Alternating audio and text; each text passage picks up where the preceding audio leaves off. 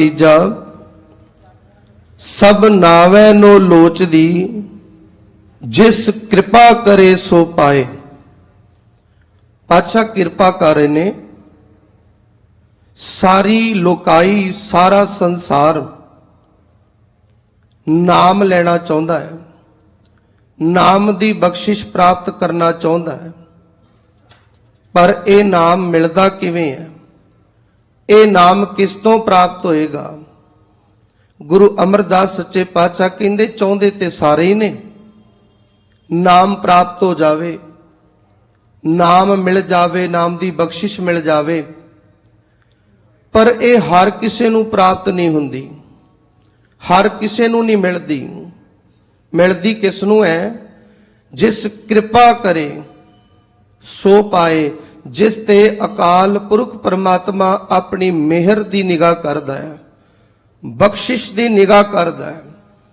ਇਹਦਾ ਅਰਥ ਬਹੁਤ ਵੱਡਾ ਹੈ।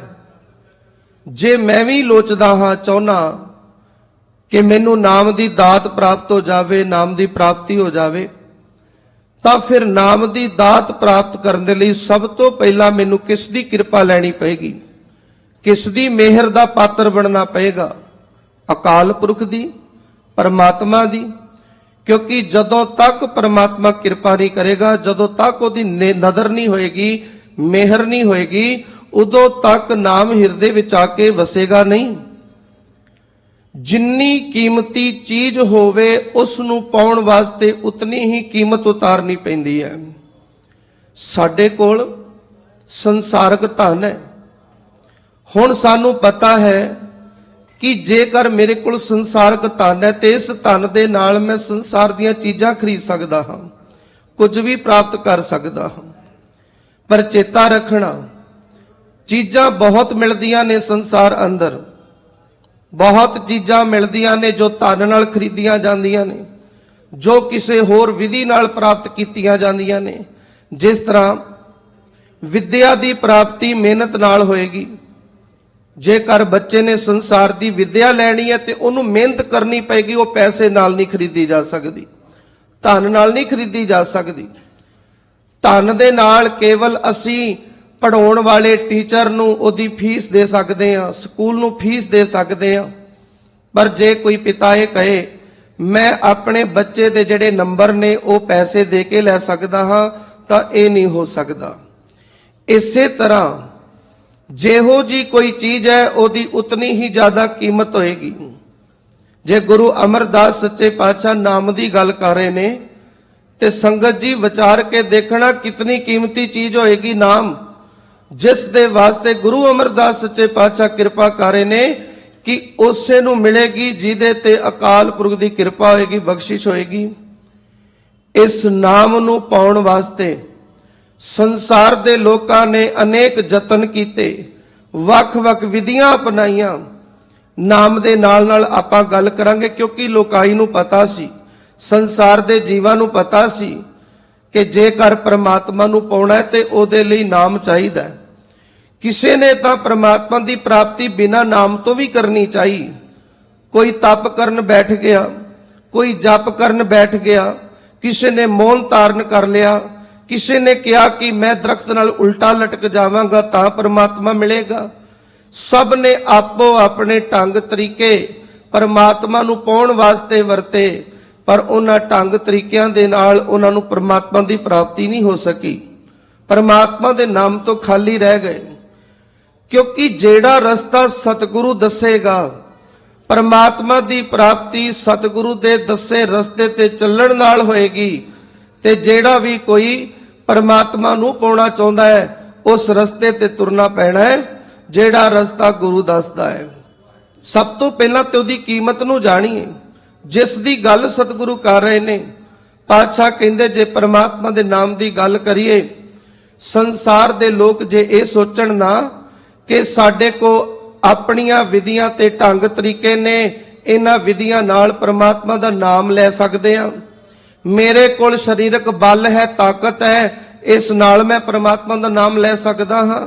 ਜੇ ਕੋਈ ਇਹ ਸਮਝੇ ਮੈਂ ਆਪਣੀਆਂ ਸਿਆਣਪਾਂ ਧਰਮ ਗ੍ਰੰਥਾਂ ਦੇ ਗਿਆਨ ਨਾਲ ਪਰਮਾਤਮਾ ਦੇ ਨਾਮ ਦੀ ਪ੍ਰਾਪਤੀ ਕਰ ਸਕਦਾ ਹਾਂ, ਤੇ ਪਾਤਸ਼ਾਹ ਨੇ ਕਿਰਪਾ ਕੀਤੀ। ਪਾਵਨ ਸ਼ਬਦ ਆਨੰਦ ਸਾਹਿਬ ਜੀ ਦੀ ਬਾਣੀ ਦਾ, ਹਰ ਆਪ ਅਮੁੱਲਕ ਹੈ ਮੁੱਲ ਨਾ ਪਾਇਆ ਜਾਏ, ਮੁੱਲ ਨਾ ਪਾਇਆ ਜਾਏ ਕਿਸੇ ਵਿਟੋਂ ਰਹੇ ਲੋਕ ਵਿਲ ਲਾਏ। ਇਸ ਪੰਕਤੀ ਵੱਲ ਧਿਆਨ ਦੇਣਾ ਥੋੜਾ ਜਿਹਾ। ਰਹੇ ਲੋਕ ਵਿਲ ਲਾਏ, ਵਿਲ ਲਾਏ ਦਾ ਮਤਲਬ ਹੁੰਦਾ ਤਰਲੇ ਲੈਣਾ, ਮਿੰਤਾਂ ਕਰਨੀਆਂ, ਹਾੜੇ ਕੱਢਣੇ। ਸੰਸਾਰ ਦੇ ਲੋਕਾਂ ਨੇ ਇਸ ਨਾਮ ਦੀ ਪ੍ਰਾਪਤੀ ਲਈ ਬਹੁਤ ਤਰ੍ਹਾਂ ਦੇ ਯਤਨ ਕੀਤੇ, ਮਿੰਤਾਂ ਤਰਲੇ ਕੀਤੇ, ਹਾੜੇ ਕੱਢੇ, ਪਰ ਉਹਨਾਂ ਨੂੰ ਪ੍ਰਮਾਤਮਾ ਦੇ ਨਾਮ ਦੀ ਪ੍ਰਾਪਤੀ ਨਹੀਂ ਹੋ ਸਕੀ, ਕਿਉਂਕਿ ਜਿਹੜੀ ਕੀਮਤ ਪ੍ਰਮਾਤਮਾ ਦੇ ਨਾਮ ਦੇ ਲਈ ਉਹ ਦੇ ਰਹੇ ਸੀਗੇ, ਉਸ ਕੀਮਤ ਨਾਲ ਤੇ ਖਰੀਦਿਆ ਹੀ ਨਹੀਂ ਜਾ ਸਕਦਾ। ਜਿਹੜੀ ਦਾਤ ਸਾਡੇ ਕੋਲ ਹੋਣੀ ਚਾਹੀਦੀ ਹੈ ਨਾਮ ਦੀ ਪ੍ਰਾਪਤੀ ਲਈ, ਉਹ ਤੇ ਪ੍ਰਾਪਤੀ ਨਹੀਂ ਕੀਤੀ। ਪਰ ਸੰਸਾਰ ਦੇ ਲੋਕ ਜਿਸ ਢੰਗ ਤਰੀਕੇ ਨੂੰ ਵਰਤ ਰਹੇ ਨੇ, ਉਸ ਤਰੀਕੇ ਦੇ ਨਾਲ ਪ੍ਰਮਾਤਮਾ ਦੀ ਪ੍ਰਾਪਤੀ ਨਹੀਂ। ਰਹੇ ਲੋਕ ਵਿਲ ਲਾਏ, ਤੇ ਪਾਤਸ਼ਾਹ ਜੀ ਕਿਰਪਾ ਕਰਦੇ ਨੇ। ਪ੍ਰਮਾਤਮਾ ਦੇ ਨਾਮ ਦੀ ਪ੍ਰਾਪਤੀ ਕਿਵੇਂ ਹੋਏਗੀ? ਅਕਾਲ ਪੁਰਖ ਪ੍ਰਮਾਤਮਾ ਦੀ ਨਦਰ ਤੇ ਕਿਰਪਾ ਦੇ ਨਾਲ। ਅਸੀਂ ਸੰਸਾਰ ਵਿੱਚ ਸੁੱਖ ਲੱਭਦੇ ਹਾਂ, ਸੁੱਖ ਦੀ ਪ੍ਰਾਪਤੀ ਹੋ ਜਾਵੇ, ਸੁੱਖ ਦੇ ਸਾਧਨ ਪ੍ਰਾਪਤ ਹੋ ਜਾਣ, ਤਰ੍ਹਾਂ ਤਰ੍ਹਾਂ ਦੇ ਯਤਨ ਕਰਦੇ ਹਾਂ। ਗੁਰੂ ਸਾਹਿਬ ਜੀ ਕੋਲ ਆ ਕੇ ਅਰਦਾਸ ਕੀਤੀ ਜਾਂਦੀ ਹੈ, ਅਕਾਲ ਪੁਰਖ ਪ੍ਰਮਾਤਮਾ ਜੀ ਕਿਰਪਾ ਕਰੋ, ਮੇਰੇ ਜੀਵਨ 'ਚ ਦੁੱਖ ਬੜੇ ਹਨ। ਅਸਲ ਵਿੱਚ ਜਿਨ੍ਹਾਂ ਸੰਸਾਰਕ ਸੁੱਖਾਂ ਨੂੰ ਅਸੀਂ ਸੁੱਖ ਸਮਝ ਰਹੇ ਹਾਂ, ਉਹ ਸਾਨੂੰ ਕੁਝ ਸਮੇਂ ਲਈ ਸਕੂਨ ਦੇ ਸਕਦੇ ਨੇ, ਉਹ ਕੁਝ ਸਮੇਂ ਲਈ ਸਾਡੇ ਮਨ ਨੂੰ ਸ਼ਾਂਤੀ ਦੇ ਸਕਦੇ ਨੇ, ਕਿਉਂਕਿ ਇਹ ਸੰਸਾਰ ਦੇ ਪਦਾਰਥ ਇੱਕ ਮਨੋਰੰਜਨ ਦਾ ਸਾਧਨ ਨੇ। ਇਹ ਸੰਸਾਰ ਦੇ ਪਦਾਰਥ ਨਾਲ ਮਨ ਕੇਵਲ ਕੁਝ ਸਮੇਂ ਲਈ ਸੰਤੁਸ਼ਟ ਹੋ ਸਕਦਾ ਹੈ, ਪਰ ਇਹ ਮਤ ਸਮਝਣਾ ਸੰਸਾਰ ਦੇ ਸੁੱਖਾਂ ਦੀ ਪ੍ਰਾਪਤੀ ਹੋ ਗਈ, ਉਸ ਤੋਂ ਬਾਅਦ ਫਿਰ ਦੁਬਾਰਾ ਕਿਸੇ ਪਦਾਰਥ ਦੀ ਲੋੜ ਨਹੀਂ ਪਏਗੀ, ਕਿਸੇ ਚੀਜ਼ ਦੀ ਜ਼ਰੂਰਤ ਨਹੀਂ ਪਏਗੀ। ਪਰ ਇਸ ਮਨ ਦੀ ਅਵਸਥਾ ਇਹੋ ਜੀ ਹੈ, ਇੱਕ ਵਾਰ ਇੱਕ ਚੀਜ਼ ਦੀ ਪ੍ਰਾਪਤੀ ਹੋ ਗਈ ਤੇ ਦੂਸਰਾ ਯਤਨ ਫਿਰ ਕਰੇਗਾ ਦੂਸਰੀ ਵੀ ਪ੍ਰਾਪਤ ਹੋ ਜਾਵੇ। ਨਾ ਸੰਸਾਰਕ ਲੋੜਾਂ ਦੀ ਮਨ ਵਿੱਚੋਂ ਆਸ ਖਤਮ ਹੋਏਗੀ, ਤੇ ਜਦੋਂ ਤੱਕ ਮਨੁੱਖ ਆਪਣੇ ਮਨ ਅੰਦਰ ਸੰਸਾਰਕ ਆਸਾਵਾਂ ਤੇ ਇੱਛਾਵਾਂ ਲੈ ਕੇ ਤੁਰਿਆ ਫਿਰੇਗਾ, ਤੇ ਉਦੋਂ ਤੱਕ ਨਾਮ ਦੀ ਪ੍ਰਾਪਤੀ ਨਹੀਂ ਹੋ ਸਕਦੀ। ਜਿਸ ਨੂੰ ਮੈਂ ਸੁੱਖ ਸਮਝਦਾ ਹਾਂ, ਮੇਰੇ ਲਈ ਸੰਸਾਰਕ ਸੁੱਖ ਸਾਧਨ ਸੁੱਖ ਨੇ। ਪਾਤਸ਼ਾਹ ਕਹਿੰਦੇ ਚੇਤੇ ਰੱਖਣਾ, ਜਿਨ੍ਹਾਂ ਨੂੰ ਸੁੱਖ ਸਮਝਦਾ ਹੈ ਉਹ ਸੁੱਖ ਨਹੀਂ, ਉਹ ਤੇਰੇ ਅੰਦਰ ਦੁੱਖ ਪੈਦਾ ਕਰਨ ਵਾਲੀਆਂ ਚੀਜ਼ਾਂ ਨੇ, ਤੈਨੂੰ ਆਤਮਿਕ ਰੋਗ ਲਗਾਉਂਦੀਆਂ ਨੇ। ਤੇ ਪਾਤਸ਼ਾਹ ਜੀ ਕਿਰਪਾ ਕਰਦੇ ਨੇ, ਬਿਨ ਨਾਮੈ ਸਭ ਦੁੱਖ ਹੈ, ਨਾਮ ਤੋਂ ਬਿਨਾ ਜੋ ਕੁਝ ਵੀ ਤੇਰੇ ਕੋਲ ਹੈ ਦੁਖਦਾਈ ਹੈ। ਦੁਖਦਾਈ ਕਿਵੇਂ ਹੈ? ਕਿ ਜੇ ਆਪਾਂ ਕਹੀਏ ਘਰ ਵਿੱਚ ਪੁੱਤਰ ਧੀਆਂ ਨੇ ਤੇ ਸੁੱਖ ਦਿੰਦੇ ਨੇ, ਮੈਂ ਮਾਫ ਕਰਿਓ ਬੇਨਤੀ ਕਰਦੇ ਆ, ਬਹੁਤੇ ਮਾਪਿਆਂ ਨੂੰ ਪੁੱਛ ਕੇ ਦੇਖਿਓ ਕਿ ਆਪਣੇ ਧੀਆਂ ਪੁੱਤਾਂ ਤੋਂ ਸੁਖੀ ਹੋ? ਕਈ ਵਾਰ ਨਾ ਮਨੁੱਖ ਇਹ ਸ਼ਬਦ ਵੀ ਵਰਤਦਾ ਹੈ, ਜਿਸ ਘਰ ਵਿੱਚ ਔਲਾਦ ਚੰਗੀ ਨਾ ਨਿਕਲੇ, ਕਿਉਂਕਿ ਇਨਸਾਨ ਜਿਹੜਾ ਵੀ ਸੰਸਾਰ ਦੇ ਅੰਦਰ ਯਤਨ ਕਰਦਾ ਹੈ, ਇੱਕੋ ਆਸ ਰੱਖ ਕੇ ਮੈਂ ਸੁੱਖ ਲੈਣਾ ਹੈ ਧੀਆਂ ਪੁੱਤਰਾਂ ਦੇ ਵਿੱਚੋਂ, ਸਾਧਨ ਵਿੱਚੋਂ। ਪਰ ਕਈ ਵਾਰ ਉਹੀ ਸਾਧਨ ਤੇ ਉਹੀ ਚੀਜ਼ਾਂ ਜਿਨ੍ਹਾਂ ਨੂੰ ਮੈਂ ਸੁੱਖ ਸਮਝਦਾ ਹਾਂ ਦੁਖਦਾਈ ਵੀ ਬਣ ਜਾਂਦੀਆਂ ਨੇ। ਮਨੁੱਖ ਦਾ ਮਨ ਪਛਤਾਉਂਦਾ ਹੈ। ਪੁੱਛ ਕੇ ਦੇਖਿਓ ਸੰਸਾਰ ਦੇ ਲੋਕਾਂ ਨੂੰ, ਜਿਹੜੀਆਂ ਦਾਤਾਂ ਤੁਹਾਡੇ ਕੋਲ ਹਨ, ਕਿ ਉਹਨਾਂ ਦਾਤਾਂ ਦੇ ਨਾਲ ਤੁਹਾਨੂੰ ਸੁੱਖ ਮਿਲ ਗਿਆ? ਮੈਂ ਜਿਸ ਸੁੱਖ ਦੀ ਗੱਲ ਕਰ ਰਿਹਾ ਹਾਂ ਉਹ ਆਤਮਿਕ ਆਨੰਦ ਹੈ, ਉਹ ਆਤਮਿਕ ਅਵਸਥਾ ਹੈ। ਸੰਸਾਰ ਦੇ ਪਦਾਰਥਾਂ ਦੇ ਨਾਲ ਆਤਮਿਕ ਅਵਸਥਾ ਤੇ ਆਤਮਿਕ ਆਨੰਦ ਦਾ ਸੁੱਖ ਕਦੀ ਵੀ ਨਹੀਂ ਮਿਲ ਸਕਦਾ। ਬਿਨ ਨਾਮੈ ਸਭ ਦੁੱਖ ਹੈ, ਨਾਮ ਤੋਂ ਬਿਨਾ ਸੰਸਾਰ ਦੀ ਹਰ ਇੱਕ ਚੀਜ਼ ਦੁਖਦਾਈ ਹੈ। ਸਤਿਗੁਰੂ ਸੱਚੇ ਪਾਤਸ਼ਾਹ ਕਿਰਪਾ ਕਰਦੇ ਨੇ। ਡਿੱਠਾ ਸਭ ਸੰਸਾਰ, ਗੁਰੂ ਪਾਤਸ਼ਾਹ ਕਹਿੰਦੇ ਮੈਂ ਸਾਰੀ ਦੁਨੀਆ ਵੇਖੀ, ਸਾਰਾ ਜਗਤ ਵੇਖਿਆ, ਸਾਰੇ ਸੰਸਾਰ ਨੂੰ ਤੱਕਿਆ, ਔਰ ਮੈਂ ਵੇਖਿਆ ਕਿਹਨਾਂ ਨੂੰ ਜਗਤ ਅੰਦਰ, ਜਿਨ੍ਹਾਂ ਦੇ ਕੋਲ ਨਾਮ ਤੋਂ ਬਿਨਾ ਹੋਰ ਚੀਜ਼ਾਂ ਤੇ ਹੈਗੀਆਂ ਨੇ, ਸਭ ਕੁਝ ਹੈ, ਭੰਡਾਰ ਭਰੇ ਪਏ ਨੇ, ਦਾਤਾਂ ਦਾ ਕੋਈ ਅੰਤ ਨਹੀਂ, ਸਾਧਨਾ ਦਾ ਕੋਈ ਅੰਤ ਨਹੀਂ, ਦੌਲਤ ਸ਼ੌਹਰਤ ਦਾ ਕੋਈ ਅੰਤ ਨਹੀਂ।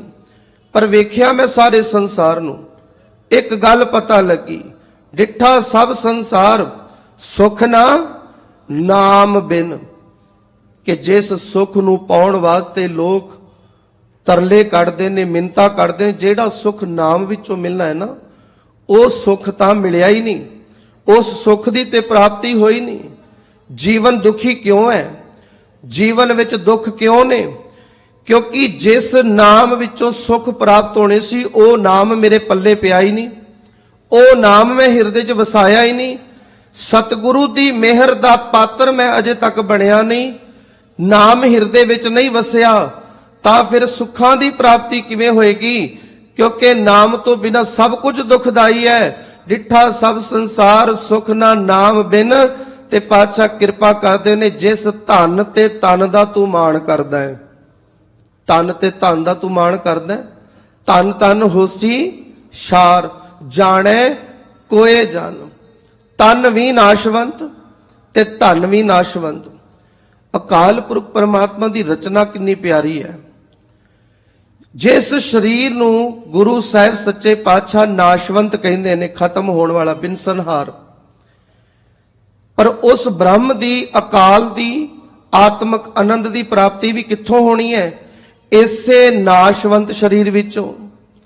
ਪਰਮਾਤਮਾ ਕਿੱਥੇ ਆ ਕੇ ਵਸੇਗਾ? ਇਸੇ ਸਰੀਰ ਦੇ ਹਿਰਦੇ ਰੂਪੀ ਘਰ ਦੇ ਵਿੱਚ। ਹਾਂ, ਇਹ ਗੱਲ ਸੱਚ ਹੈ, ਨਾਸ਼ਵੰਤ ਹੈ ਸਰੀਰ। ਸੰਸਾਰ ਦੇ ਪਦਾਰਥ ਜਿਨ੍ਹਾਂ ਦੇ ਮੋਹ ਵਿੱਚ ਮੈਂ ਫਸਿਆ ਹੋਇਆ, ਜਿਨ੍ਹਾਂ ਨੂੰ ਬਹੁਤ ਪਿਆਰ ਕਰਦਾ, ਪਰ ਸਤਿਗੁਰੂ ਜੀ ਕਹਿੰਦੇ ਇਹੀ ਸਰੀਰ ਭਾਗਾਂ ਵਾਲਾ ਵੀ ਹੈ। ਇਹੀ ਸਰੀਰ ਸਤਿਗੁਰੂ ਦੇ ਦਰ ਤੇ ਜੇ ਕਬੂਲ ਹੋ ਗਿਆ, ਇਸ ਸਰੀਰ ਵਰਗਾ ਕੋਈ ਸਰੀਰ ਨਹੀਂ। ਬਸ ਗੱਲ ਇਤਨੀ ਕਹਿ, ਇੱਕ ਉਸ ਮਨੁੱਖ ਦਾ ਸਰੀਰ ਹੈ ਜਿਨੇ ਸਾਰੀ ਜ਼ਿੰਦਗੀ ਅਪਰਾਧ ਤੇ ਪਾਪ ਕਮਾਏ, ਗੁਨਾਹ ਕਮਾਏ। ਧਨ ਤੇ ਉਹੀ ਹੈ, ਸਰੀਰ ਤੇ ਉਹੀ ਹੈ। ਫਰਕ ਕੀ ਹੈ? ਸਰੀਰ ਅੰਦਰ ਜਿਹੜਾ ਮਨ ਹੈ, ਸਰੀਰ ਅੰਦਰ ਜਿਹੜੀ ਸੁਰਤ ਹੈ, ਜਿਸ ਦੀ ਸੁਰਤ ਅਕਾਲ ਪੁਰਖ ਪਰਮਾਤਮਾ ਦੇ ਨਾਲ ਰਲ ਗਈ, ਮਿਲ ਗਈ। ਖੇਡ ਸੁਰਤ ਦੀ ਤੇ ਮਨ ਦੀ ਹੈ। ਜਿਨ੍ਹਾਂ ਦਾ ਮਨ ਅਕਾਲ ਪੁਰਖ ਪਰਮਾਤਮਾ ਦੇ ਚਰਨਾਂ 'ਚ ਜੁੜ ਗਿਆ, ਜਿਨ੍ਹਾਂ ਦੀ ਸੁਰਤ ਅਕਾਲ ਪੁਰਖ ਪਰਮਾਤਮਾ ਦੇ ਵਿੱਚ ਜੁੜ ਗਈ, ਉਹਨਾਂ ਨੇ ਆਪਣੀਆਂ ਅੱਖਾਂ ਵੀ ਸਫਲੀਆਂ ਕਰ ਲਈਆਂ, ਉਹਨਾਂ ਨੇ ਆਪਣੀ ਜੀਭ ਵੀ ਪਵਿੱਤਰ ਕਰ ਲਈ, ਉਹਨਾਂ ਨੇ ਆਪਣੇ ਹੱਥ ਵੀ ਪਵਿੱਤਰ ਕਰ ਲਏ, ਉਹਨਾਂ ਨੇ ਆਪਣੇ ਪੈਰ ਵੀ ਪਵਿੱਤਰ ਕਰ ਲਏ। ਸਿਰ ਤੋਂ ਲੈ ਕੇ ਪੈਰਾਂ ਤੱਕ ਉਹਨਾਂ ਦਾ ਇੱਕ ਇੱਕ ਅੰਗ ਸਫਲਾ ਹੋ ਗਿਆ। ਉਹ ਅਕਾਲ ਪੁਰਖ ਪਰਮਾਤਮਾ ਦੇ ਦਰ ਤੇ ਪ੍ਰਵਾਨ ਹੋ ਗਏ। ਇਹੀ ਸਰੀਰ ਜਿਹੜਾ ਬਿਨਸਨਹਾਰ ਹੈ, ਅਕਾਲ ਪੁਰਖ ਪਰਮਾਤਮਾ ਦੇ ਦਰ ਤੇ ਕਬੂਲ ਹੋਇਆ। ਤੇ ਇਹੀ ਸਰੀਰ ਜਿਹੜਾ ਨਾਸ਼ਵੰਤ ਸੀ, ਅਕਾਲ ਪੁਰਖ ਪਰਮਾਤਮਾ ਦੇ ਹਿਰਦੇ ਰੂਪੀ ਘਰ ਵਿੱਚ ਵਸਣ ਕਰਕੇ ਉਸ ਬ੍ਰਹਮ ਅਕਾਲ ਪੁਰਖ ਪਰਮਾਤਮਾ ਦੇ ਰਹਿਣ ਦਾ ਘਰ ਬਣ ਗਿਆ। ਇਹ ਅਵਸਥਾ ਕਦੋਂ ਮਿਲੀ? ਜਦੋਂ ਨਾਮ ਜੋ ਸੁਖਦਾਈ ਹੈ, ਜਿਸ ਨਾਮ ਵਿੱਚੋਂ ਸੁਖ ਪ੍ਰਾਪਤ ਹੋਣਾ ਹੈ ਨਾ, ਜਦੋਂ ਉਹ ਨਾਮ ਹਿਰਦੇ ਵਿੱਚ ਆ ਕੇ ਵਸ ਗਿਆ। ਤੇ ਪਾਤਸ਼ਾਹ ਕਿਰਪਾ ਕਰ ਰਹੇ ਨੇ, ਬਿਨ ਨਾਮ ਹੈ ਸਭ ਦੁੱਖ ਹੈ। ਤੇ ਗੁਰੂ ਅਮਰਦਾਸ ਮਹਾਰਾਜ ਕਿਰਪਾ ਕਰਕੇ ਇਹ ਵੀ ਦੱਸ ਦਿਓ ਕਿ ਉਹ ਸੱਚਾ ਪਰਮ ਆਨੰਦ, ਉਹ ਸੱਚੀ ਤੇ ਉੱਚੀ ਆਤਮਿਕ ਅਵਸਥਾ, ਉਹ ਸੁਖ ਜਿਸ ਦੀ ਤੁਸੀਂ ਗੱਲ ਕਰ ਰਹੇ ਹੋ, ਤੇ ਜਦੋਂ ਉਹ ਸੁਖ ਦੀ ਪ੍ਰਾਪਤੀ ਹੁੰਦੀ ਹੈ, ਤੇ ਕਿਰਪਾ ਕਰਕੇ ਦੱਸ ਦਿਓ ਕਿ ਉਹ ਸੁਖ ਕਿਸ ਦੇ ਕੋਲ ਹੈ ਫਿਰ ਸੰਸਾਰ ਦੇ ਅੰਦਰ? ਕਿ ਕੋਈ ਐਸਾ ਵੀ ਹੈ ਜਿਹਦੇ ਕੋਲ ਉਹ ਸੁਖ ਹੋਵੇ ਜਿਸ ਦੀ ਗੱਲ ਤੁਸੀਂ ਕਰ ਰਹੇ ਹੋ? ਪਾਤਸ਼ਾਹ ਜੀ ਕਹਿੰਦੇ ਹੈਗਾ ਹੈ, ਸੁਖ ਤਿਸ ਜਿਸ ਮਨ ਵਸਾਏ। ਪਾਤਸ਼ਾਹ ਕਹਿੰਦੇ ਉਹ ਸੰਸਾਰ ਅੰਦਰ ਸੁਖੀ ਹੈ ਜਿਸ ਦੇ ਮਨ ਵਿੱਚ ਅਕਾਲ ਪੁਰਖ ਪਰਮਾਤਮਾ ਮਿਹਰ ਕਰਕੇ ਆਪਣੇ ਨਾਮ ਨੂੰ ਵਸਾ ਦਿੰਦਾ ਹੈ। ਜਿਸ ਦੇ ਮਨ ਵਿੱਚ ਨਾਮ ਵਸ ਗਿਆ, ਉਹ ਸੁਖੀ ਹੈ, ਉਹ ਕੀਮਤੀ ਹੋ ਗਿਆ। ਮਾਫ ਕਰਿਓ ਕਿ ਜਿਹੜਾ ਇਹ ਸਰੀਰ ਕੁਝ ਸਮੇਂ ਪਹਿਲਾਂ ਵਕਾਰਾਂ ਦੇ ਵਸ ਪੈ ਕੇ ਕੌਡੀਆਂ ਦੀ ਇਹਦੀ ਕੀਮਤ ਸੀ, ਇਹ ਸਰੀਰ ਖੁਆਰ ਹੋ ਚੁੱਕਿਆ ਸੀ, ਇਸ ਸਰੀਰ ਦੀ ਕੋਈ ਕਦਰ ਨਹੀਂ ਸੀ, ਪਰ ਇਹੀ ਸਰੀਰ ਕੀਮਤੀ ਹੋ ਗਿਆ, ਰਤਨਾ ਦੇ ਬਰਾਬਰ ਦਾ ਹੋ ਗਿਆ ਜਦੋਂ ਕੀਮਤੀ ਪਰਮਾਤਮਾ ਦਾ ਨਾਮ ਇਸ ਮਨ ਵਿੱਚ ਆ ਕੇ ਵਸ ਗਿਆ। ਕਿਸੇ ਚੀਜ਼ ਦੀ ਕੀਮਤ ਕਦੋਂ ਪੈਂਦੀ ਹੈ? ਸੋਨਾ ਖਰੀਦ ਕੇ ਲਿਆਏ, ਕੋਈ ਕੀਮਤੀ ਗਹਿਣਾ ਖਰੀਦਿਆ, ਚੇਤਾ ਰੱਖਣਾ, ਸੁਨਿਆਰਾ ਜਦੋਂ ਸਾਨੂੰ ਕੋਈ ਗਹਿਣਾ ਦਿੰਦਾ ਹੈ ਨਾ, ਇੱਕ ਖਾਸ ਕਿਸਮ ਦੀ ਡੱਬੀ ਵਿੱਚ ਪਾ ਕੇ ਦਿੰਦਾ ਹੈ। ਜਦੋਂ ਤੱਕ ਉਹ ਸੋਨਾ ਉਸ ਡੱਬੀ 'ਚ ਪਿਆ ਹੈ, ਉਦੋਂ ਤੱਕ ਉਹ ਡੱਬੀ ਦੀ ਵੀ ਕੀਮਤ ਹੈ। ਉਦੋਂ ਤੱਕ ਡੱਬੀ ਕੀਮਤੀ ਹੈ। ਵਾਰ-ਵਾਰ ਉਸ ਬਾਕਸ ਨੂੰ, ਡੱਬੀ ਨੂੰ ਚੈੱਕ ਕੀਤਾ ਜਾਂਦਾ ਹੈਗੀ ਹੈ ਕਿ ਨਹੀਂ, ਜੇਬ ਵਿੱਚ ਕੋਲ ਹੈਗੀ ਹੈ ਕਿ ਨਹੀਂ। ਪਰ ਜਿਸ ਵੇਲੇ, ਜਿਸ ਵਕਤ ਉਸ ਡੱਬੀ ਦੇ ਵਿੱਚੋਂ ਕੀਮਤੀ ਸੋਨੇ ਨੂੰ ਬਾਹਰ ਕੱਢ ਦਿਓ, ਅੱਡ-ਅੱਡ ਕਰ ਦਿਓ, ਸੋਨਾ ਬਾਹਰ ਕੱਢ ਦਿਓ, ਵੱਖ ਕਰ ਦਿਓ, ਉਹੀ ਡੱਬੀ ਜਿਸ ਨੂੰ ਲੋਕਰ 'ਚ ਸੰਭਾਲ ਕੇ ਰੱਖਿਆ ਸੀ, ਇਹਦੇ 'ਚ ਸੋਨਾ ਇੱਕ ਕੀਮਤੀ ਚੀਜ਼ ਪਈ ਹੈ, ਜਿਸ ਵਕਤ ਸੋਨੇ ਨੂੰ ਡੱਬੀ ਤੋਂ, ਉਸ ਬਾਕਸ ਤੋਂ ਵੱਖ ਕੀਤਾ, ਲੋਕਰ ਦੇ ਵਿੱਚ ਪਈ ਡੱਬੀ 'ਚੋਂ ਬਾਹਰ ਕੱਢ ਲਿਆ, ਉਹੀ ਡੱਬੀ ਬਾਅਦ ਵਿੱਚ ਕੂੜੇ ਕਰਕਟ ਵਿੱਚ ਚਲੀ ਗਈ। ਉਹਦੀ ਕੋਈ ਕਦਰ ਨਹੀਂ। ਕਦਰ ਕਿਸ ਕਰਕੇ ਸੀ? ਕਦਰ ਡੱਬੀ ਦੀ। ਜੇ ਡੱਬੀ ਇਹ ਕਹਿੰਦੀ ਕਿ ਮੇਰੀ ਆਪਣੀ ਹਸਤੀ, ਮੇਰੀ ਆਪਣੀ ਹੋਂਦ ਹੈ, ਉਹ ਉਹਦਾ ਹੰਕਾਰ ਬੋਲਦਾ ਹੈ। ਉਸ ਡੱਬੀ ਨੂੰ ਇਹ ਨਹੀਂ ਪਤਾ ਮੇਰੀ ਕੀਮਤ ਇਸ ਕਰਕੇ ਪੈ ਰਹੀ ਸੀ ਕਿ ਮੇਰੇ ਅੰਦਰ ਸੋਨਾ ਪਿਆ ਹੋਇਆ ਸੀ। ਇਸੇ ਤਰ੍ਹਾਂ ਮਨੁੱਖ ਜੇ ਗੁਰੂ ਦੇ ਸ਼ਬਦ ਨੂੰ ਹਿਰਦੇ ਵਿੱਚ ਵਸਾਉਣ ਤੋਂ ਬਿਨਾਂ ਹੀ, ਨਾਮ ਨੂੰ, ਨਾਮ ਰੂਪੀ ਸੋਨੇ ਨੂੰ ਮਨ ਵਿੱਚ ਵਸਾਉਣ ਤੋਂ ਬਿਨਾਂ ਹੀ ਇਸ ਸਰੀਰ ਦਾ ਮਾਣ ਕਰੇ, ਹੰਕਾਰ ਕਰੇ, ਮੇਰੀ ਤੇ ਬੜੀ ਚੜ੍ਹਤ ਹੈ, ਮੇਰੇ ਕੋ ਤੇ ਬੜਾ ਕੁਝ ਹੈ, ਪਰ ਸਤਿਗੁਰੂ ਜੀ ਕਹਿੰਦੇ ਅਜੇ ਤੱਕ ਤੇਰੀ ਕੀਮਤ ਨਹੀਂ ਜੇ ਪਈ। ਜੇ ਕਿਤੇ ਨਾਮ ਤੇਰੇ ਹਿਰਦੇ ਵਿੱਚ ਵਸ ਜਾਵੇ ਨਾ ਤਾਂ ਤੇਰੀ ਕੀਮਤ ਪੈ ਜਾਏਗੀ। ਕੀਮਤ ਤਾਂ ਪੈਣੀ ਹੈ। ਸੁਖ ਤਿਸ ਜਿਸ ਮਨ ਵਸਾਏ, ਉਸੇ ਨੂੰ ਇਹ ਪਰਮ ਅਵਸਥਾ ਦਾ, ਆਨੰਦ ਦਾ ਸੁਖ ਮਿਲਦਾ ਹੈ ਜਿਸ ਦੇ ਮਨ ਵਿੱਚ ਪਰਮਾਤਮਾ ਜੀ ਆਪਣਾ ਨਾਮ ਵਸਾ ਦਿੰਦੇ ਨੇ। ਤੂੰ ਬੇਅੰਤ ਦਇਆਲ ਹੈ, ਤੇਰੀ ਸ਼ਰਣਾਈ। ਮੈਨੂੰ ਗੱਲ ਪਤਾ ਲੱਗ ਗਈ। ਅਕਾਲ ਪੁਰਖ ਪਰਮਾਤਮਾ ਤੂੰ ਬੜਾ ਬੇਅੰਤ ਹੈ, ਤੇਰਾ ਕੋਈ ਅੰਤ ਨਹੀਂ ਪਾ ਸਕਦਾ। ਜੇ ਕੋਈ ਅੰਤ ਪਾਉਣ ਦਾ ਯਤਨ ਕਰੇ ਤੇ ਅੰਤ ਪਾਉਣ ਵਾਲੇ ਜਿੰਨਿਆਂ ਨੇ ਵੀ ਇਹ ਯਤਨ ਕੀਤਾ ਹੈ, ਤੇਰਾ ਅੰਤ ਪਾਉਣਾ ਹੈ। ਨਾਮ ਜਪਣਾ ਦੋ ਤਰੀਕੇ ਦਾ ਹੈ। ਇੱਕ ਨਾਮ ਜਪਣ ਦੀ ਅਵਸਥਾ ਹੁੰਦੀ ਹੈ, ਮੈਂ ਨਾਮ ਜਪ ਕੇ, ਸਿਮਰਨ ਕਰਕੇ ਉਸ ਬ੍ਰਹਮ ਵਿੱਚ ਲੀਨ ਹੋ ਜਾਵਾਂ, ਉਸ ਵਿੱਚ ਮਿਲ ਜਾਵਾਂ, ਮੇਰਾ ਉਸ ਪ੍ਰੀਤਮ ਪਿਆਰੇ ਨਾਲ ਮਿਲਾਪ ਹੋ ਜਾਵੇ। ਦੂਸਰਾ ਨਾਮ ਜਪਣ ਦਾ ਤਰੀਕਾ, ਕਾਰਨ ਨਾਮ ਇਸ ਕਰਕੇ ਜਪਣਾ ਹੈ, ਮੈਂ ਉਹਦਾ ਹੱਦ ਬੰਨਾ ਲੱਭਣਾ ਹੈ, ਕਿੱਥੋਂ ਤੱਕ ਹੈ, ਸਰੂਪ ਕਿਹੋ ਜਿਹਾ ਹੈ, ਕਿੱਡਾ ਵੱਡਾ ਹੈ। ਤੇ ਜਿੰਨਿਆਂ ਨੇ ਦੂਸਰਾ ਰਸਤਾ ਅਪਣਾਇਆ ਨਾਮ ਜਪਣ ਦਾ, ਨਾਮ ਜਪ ਕੇ ਉਸ ਪ੍ਰਮਾਤਮਾ ਦਾ ਅੰਤ ਪਾਉਣ ਦੀ ਕੋਸ਼ਿਸ਼ ਕੀਤੀ, ਤੇ ਪਾਤਸ਼ਾਹ ਕਹਿੰਦੇ ਸਫਲ ਨਹੀਂ ਹੋ ਸਕੇ। ਕਿਉਂਕਿ ਜਿਵੇਂ ਜਿਵੇਂ ਉਸ ਬੇਅੰਤ ਮਾਲਕ ਦੇ ਵਿੱਚ, ਜਿਵੇਂ ਜਿਵੇਂ ਉਹਦੇ ਗੁਣਾਂ ਨੂੰ ਵਿਚਾਰਦੇ ਗਏ, ਉਹਦੇ ਗੁਣਾਂ ਦੀ ਸਿਫਤ ਸਲਾਹ ਕਰਦੇ ਗਏ, ਉਹ ਇੰਨੇ ਕੁ ਗਹਿਰੇ ਉਤਰੇ, ਉਹਨਾਂ ਦਾ ਮਨ ਇੰਨਾ ਕੁ ਗਹਿਰਾਈ ਵਿੱਚ ਚਲਾ ਗਿਆ, ਉਹਨਾਂ ਨੂੰ ਆਪਣੇ ਆਪ ਨੂੰ ਹੀ ਨਹੀਂ ਪਤਾ ਲੱਗਾ ਕਿੱਥੋਂ ਤੱਕ ਪਹੁੰਚ ਗਏ ਆ। ਨਹੀਂ ਲੱਭ ਸਕਦੇ। ਜੇਕਰ ਕੋਈ ਸਮੁੰਦਰ ਦੇ ਕਿਨਾਰੇ ਖੜਾ ਹੋ ਕੇ ਇਹ ਦਾਵਾ ਕਰੇ ਮੈਂ ਸਮੁੰਦਰ ਦੇ ਵਿੱਚ ਜਾ ਕੇ ਉਹਦਾ ਅੰਤ ਲੱਭ ਸਕਦਾ ਹਾਂ, ਸਮੁੰਦਰ ਉਸ ਕਿਨਾਰੇ ਤੇ ਖਲੋਤੇ ਮਨੁੱਖ ਨੂੰ ਆਪਣੇ ਵਿੱਚ ਸਮਾ ਸਕਦਾ ਹੈ। ਸਮੁੰਦਰ ਦਾ ਅੰਤ ਲੱਭਣ ਵਾਲਾ ਸਮੁੰਦਰ ਦੇ ਵਿੱਚ ਡੁੱਬ ਤੇ ਸਕਦਾ ਹੈ, ਲੇਕਿਨ ਇਹ ਉਹਦਾ ਭੁਲੇਖਾ ਹੈ ਕਿ ਮੈਂ ਸਮੁੰਦਰ ਦਾ ਅੰਤ ਪਾ ਲਵਾਂਗਾ। ਗੁਰਬਾਣੀ ਪੜ੍ਹਦੇ ਹਾਂ, ਗੁਰਬਾਣੀ ਦੀ ਵਿਚਾਰ ਕਰਦੇ ਹਾਂ, ਸਿਮਰਨ ਕਰਦੇ ਹਾਂ, ਨਾਮ ਜਪਦੇ ਹਾਂ, ਨਾਮ ਜਪਦਿਆਂ ਜਪਦਿਆਂ ਇਹ ਪਤਾ ਲੱਗੇਗਾ ਉਹ ਕਿੱਡਾ ਵੱਡਾ ਹੈ, ਉਹ ਕਿੱਡਾ ਬੇਅੰਤ ਹੈ, ਉਹਦੀਆਂ ਦਾਤਾਂ ਕਿੰਨੀਆਂ ਬੇਅੰਤ ਨੇ। ਤੂੰ ਬੇਅੰਤ, ਬੇਅੰਤ ਤੇ ਤੂੰ ਹੈ ਹੀ ਹੈ ਮਾਲਕ ਜੀ। ਇੱਕ ਹੋਰ ਤੁਹਾਡੇ ਅੰਦਰ ਗੁਣ ਹੈ, ਦਇਆਲ ਹੈ, ਫਿਰ ਦਇਆ ਦਾ ਘਰ ਵੀ ਹੈ। ਜਿਹੋ ਜੀ ਦਇਆ ਤੇਰੇ ਅੰਦਰ ਹੈ, ਇਹੋ ਜੀ ਦਇਆ ਕਿਸੇ ਅੰਦਰ ਨਹੀਂ। ਤੁਸੀਂ ਕਦੀ ਇਹ ਨਹੀਂ ਵੇਖਦੇ ਇਹ ਮੇਰਾ ਨਾਮ ਜਪਦਾ ਹੈ ਕਿ ਨਹੀਂ, ਇਹ ਮੇਰੀ ਭਗਤੀ ਕਰਦਾ ਹੈ ਕਿ ਨਹੀਂ। ਤੁਸੀਂ ਆਪਣੀਆਂ ਦਾਤਾਂ ਦਾ ਭੰਡਾਰ ਸਾਰਿਆਂ ਵਾਸਤੇ ਖੋਲਿਆ ਹੋਇਆ ਹੈ, ਹਰ ਇੱਕ ਨੂੰ ਆਪਣੀਆਂ ਦਾਤਾਂ ਬਖਸ਼ਦੇ ਹੋ। ਦਾਤ ਬਖਸ਼ਣ ਲੱਗੇ, ਆਪਣੀਆਂ ਬਖਸ਼ਿਸ਼ਾਂ ਕਰਨ ਲੱਗੇ, ਤੁਸੀਂ ਇਹ ਕਦੀ ਨਹੀਂ ਵੇਖਦੇ ਇਹ ਨਾਮ ਕਿੰਨਾ ਜਪਦਾ ਹੈ, ਭਗਤੀ ਕਿੰਨੀ ਕਰਦਾ ਹੈ। ਤੁਸੀਂ ਇਹ ਕੀਮਤੀ ਦਾਤਾਂ ਆਪਣੇ ਭੰਡਾਰੇ ਚੋਂ ਵਰਤਾਉਂਦੇ ਆ ਰਹੇ ਹੋ ਤੇ ਸੰਸਾਰ ਦੇ ਜੀਵ ਇਹਨਾਂ ਦਾਤਾਂ ਨੂੰ ਮਾਣਦੇ ਆ ਰਹੇ ਨੇ। ਪਰ ਇਹ ਅਕਾਲ ਪੁਰਖ ਪਰਮਾਤਮਾ, ਤੇਰੀ ਦਇਆਲਤਾ ਦਾ ਇੱਕ ਇਹ ਵੀ ਗੁਣ ਹੈ, ਇੱਕੋ ਇੱਕ ਦਾਤ ਐਸੀ ਹੈ ਜਿਹੜੀ ਤੂੰ ਆਪਣੇ ਹੱਥ 'ਚ ਰੱਖੀ ਹੈ, ਪਰ ਉਹ ਕਿਸੇ ਕਿਸੇ ਨੂੰ ਦੇਣਾ ਹੈ, ਉਹ ਹਰ ਕਿਸੇ ਨੂੰ ਨਹੀਂ ਮਿਲਦੀ। ਇੱਥੇ ਆ ਕੇ ਕੋਈ ਕਹੇ ਜੀ ਮੈਨੂੰ ਘਰ ਚਾਹੀਦਾ ਹੈ, ਗੁਰੂ ਸਾਹਿਬ ਕਿਰਪਾ ਕਰਦੇ ਨੇ ਘਰ ਦੀ ਦਾਤ ਬਖਸ਼ ਦਿੱਤੀ। ਜਿਹੋ ਜੀ ਕਿਸੇ ਨੇ ਭਾਵਨਾ ਨਾਲ ਅਰਦਾਸ ਕੀਤੀ ਹੈ ਨਾ, ਇਹ ਦਰ ਐਸਾ ਹੈ, ਇੱਥੇ ਆਉਣ ਵਾਲੇ ਦੀ ਹਰ ਇੱਕ ਆਸ ਪੂਰੀ ਹੋਏਗੀ, ਹਰ ਇੱਕ ਉਹਦੀ ਅਰਦਾਸ ਸੁਣੀ ਜਾਏਗੀ। ਪਰ ਜੇ ਕਿਤੇ ਉਹ ਇਹ ਕਹੇ ਕਿ ਮੈਨੂੰ ਨਾਮ ਦੀ ਦਾਤ ਚਾਹੀਦੀ ਹੈ ਪਰ ਬਿਨਾਂ ਕੁਝ ਕੀਤਿਆਂ ਮੈਂ ਸ਼ਬਦ ਦੀ ਵਿਚਾਰ ਨਹੀਂ ਕਰ ਸਕਦਾ, ਮੈਂ ਨਿਤਨੇਮ ਨਹੀਂ ਕਰ ਸਕਦਾ, ਮੈਂ ਤੁਹਾਡੇ ਮੁਤਾਬਕ ਜੀਵਨ ਨਹੀਂ ਜਿਉ ਸਕਦਾ, ਪਰ ਕੀ ਨਾਮ ਦੀ ਦਾਤ ਇਸ ਤਰ੍ਹਾਂ ਮਿਲ ਜਾਏਗੀ ਬਿਨਾਂ ਕੁਝ ਕੀਤਿਆਂ? ਤੇ ਗੁਰੂ ਸਾਹਿਬ ਜੀ ਕਹਿੰਦੇ ਇਸ ਤਰ੍ਹਾਂ ਨਾਮ ਨਹੀਂ ਮਿਲਦਾ। ਤੇਰੀ ਬੇਅੰਤਤਾ ਹੈ, ਸੰਸਾਰ ਦੀਆਂ ਦਾਤਾਂ ਤੇ ਹੋਰ ਪਦਾਰਥ ਜਿੰਨੇ ਮਰਜ਼ੀ ਲੈ ਲਓ, ਪਰ ਨਾਮ ਦੀ ਦਾਤ ਇਸ ਤਰ੍ਹਾਂ ਨਹੀਂ ਮਿਲਣੀ। ਉਹਦੇ ਲਈ ਮੈਨੂੰ ਆਪਣੇ ਆਪ ਨੂੰ ਯੋਗ ਬਣਾਉਣਾ ਪਏਗਾ, ਮੈਨੂੰ ਉਸ ਮੁਕਾਮ ਤੇ ਪਹੁੰਚਣਾ ਤੇ ਪਏਗਾ।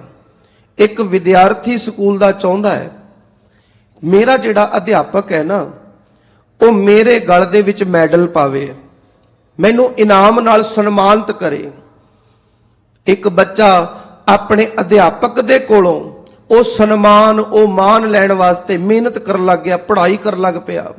ਉਹਨੇ ਬਹੁਤ ਮਿਹਨਤ ਕੀਤੀ, ਮਿਹਨਤ ਕਰਕੇ ਉਹਨੇ ਆਪਣੇ ਟੀਚਰ ਦੀ ਖੁਸ਼ੀ ਪ੍ਰਾਪਤ ਕੀਤੀ, ਉਸ ਨੂੰ ਸਨਮਾਨ ਮਿਲਿਆ, ਮਾਣ ਮਿਲਿਆ।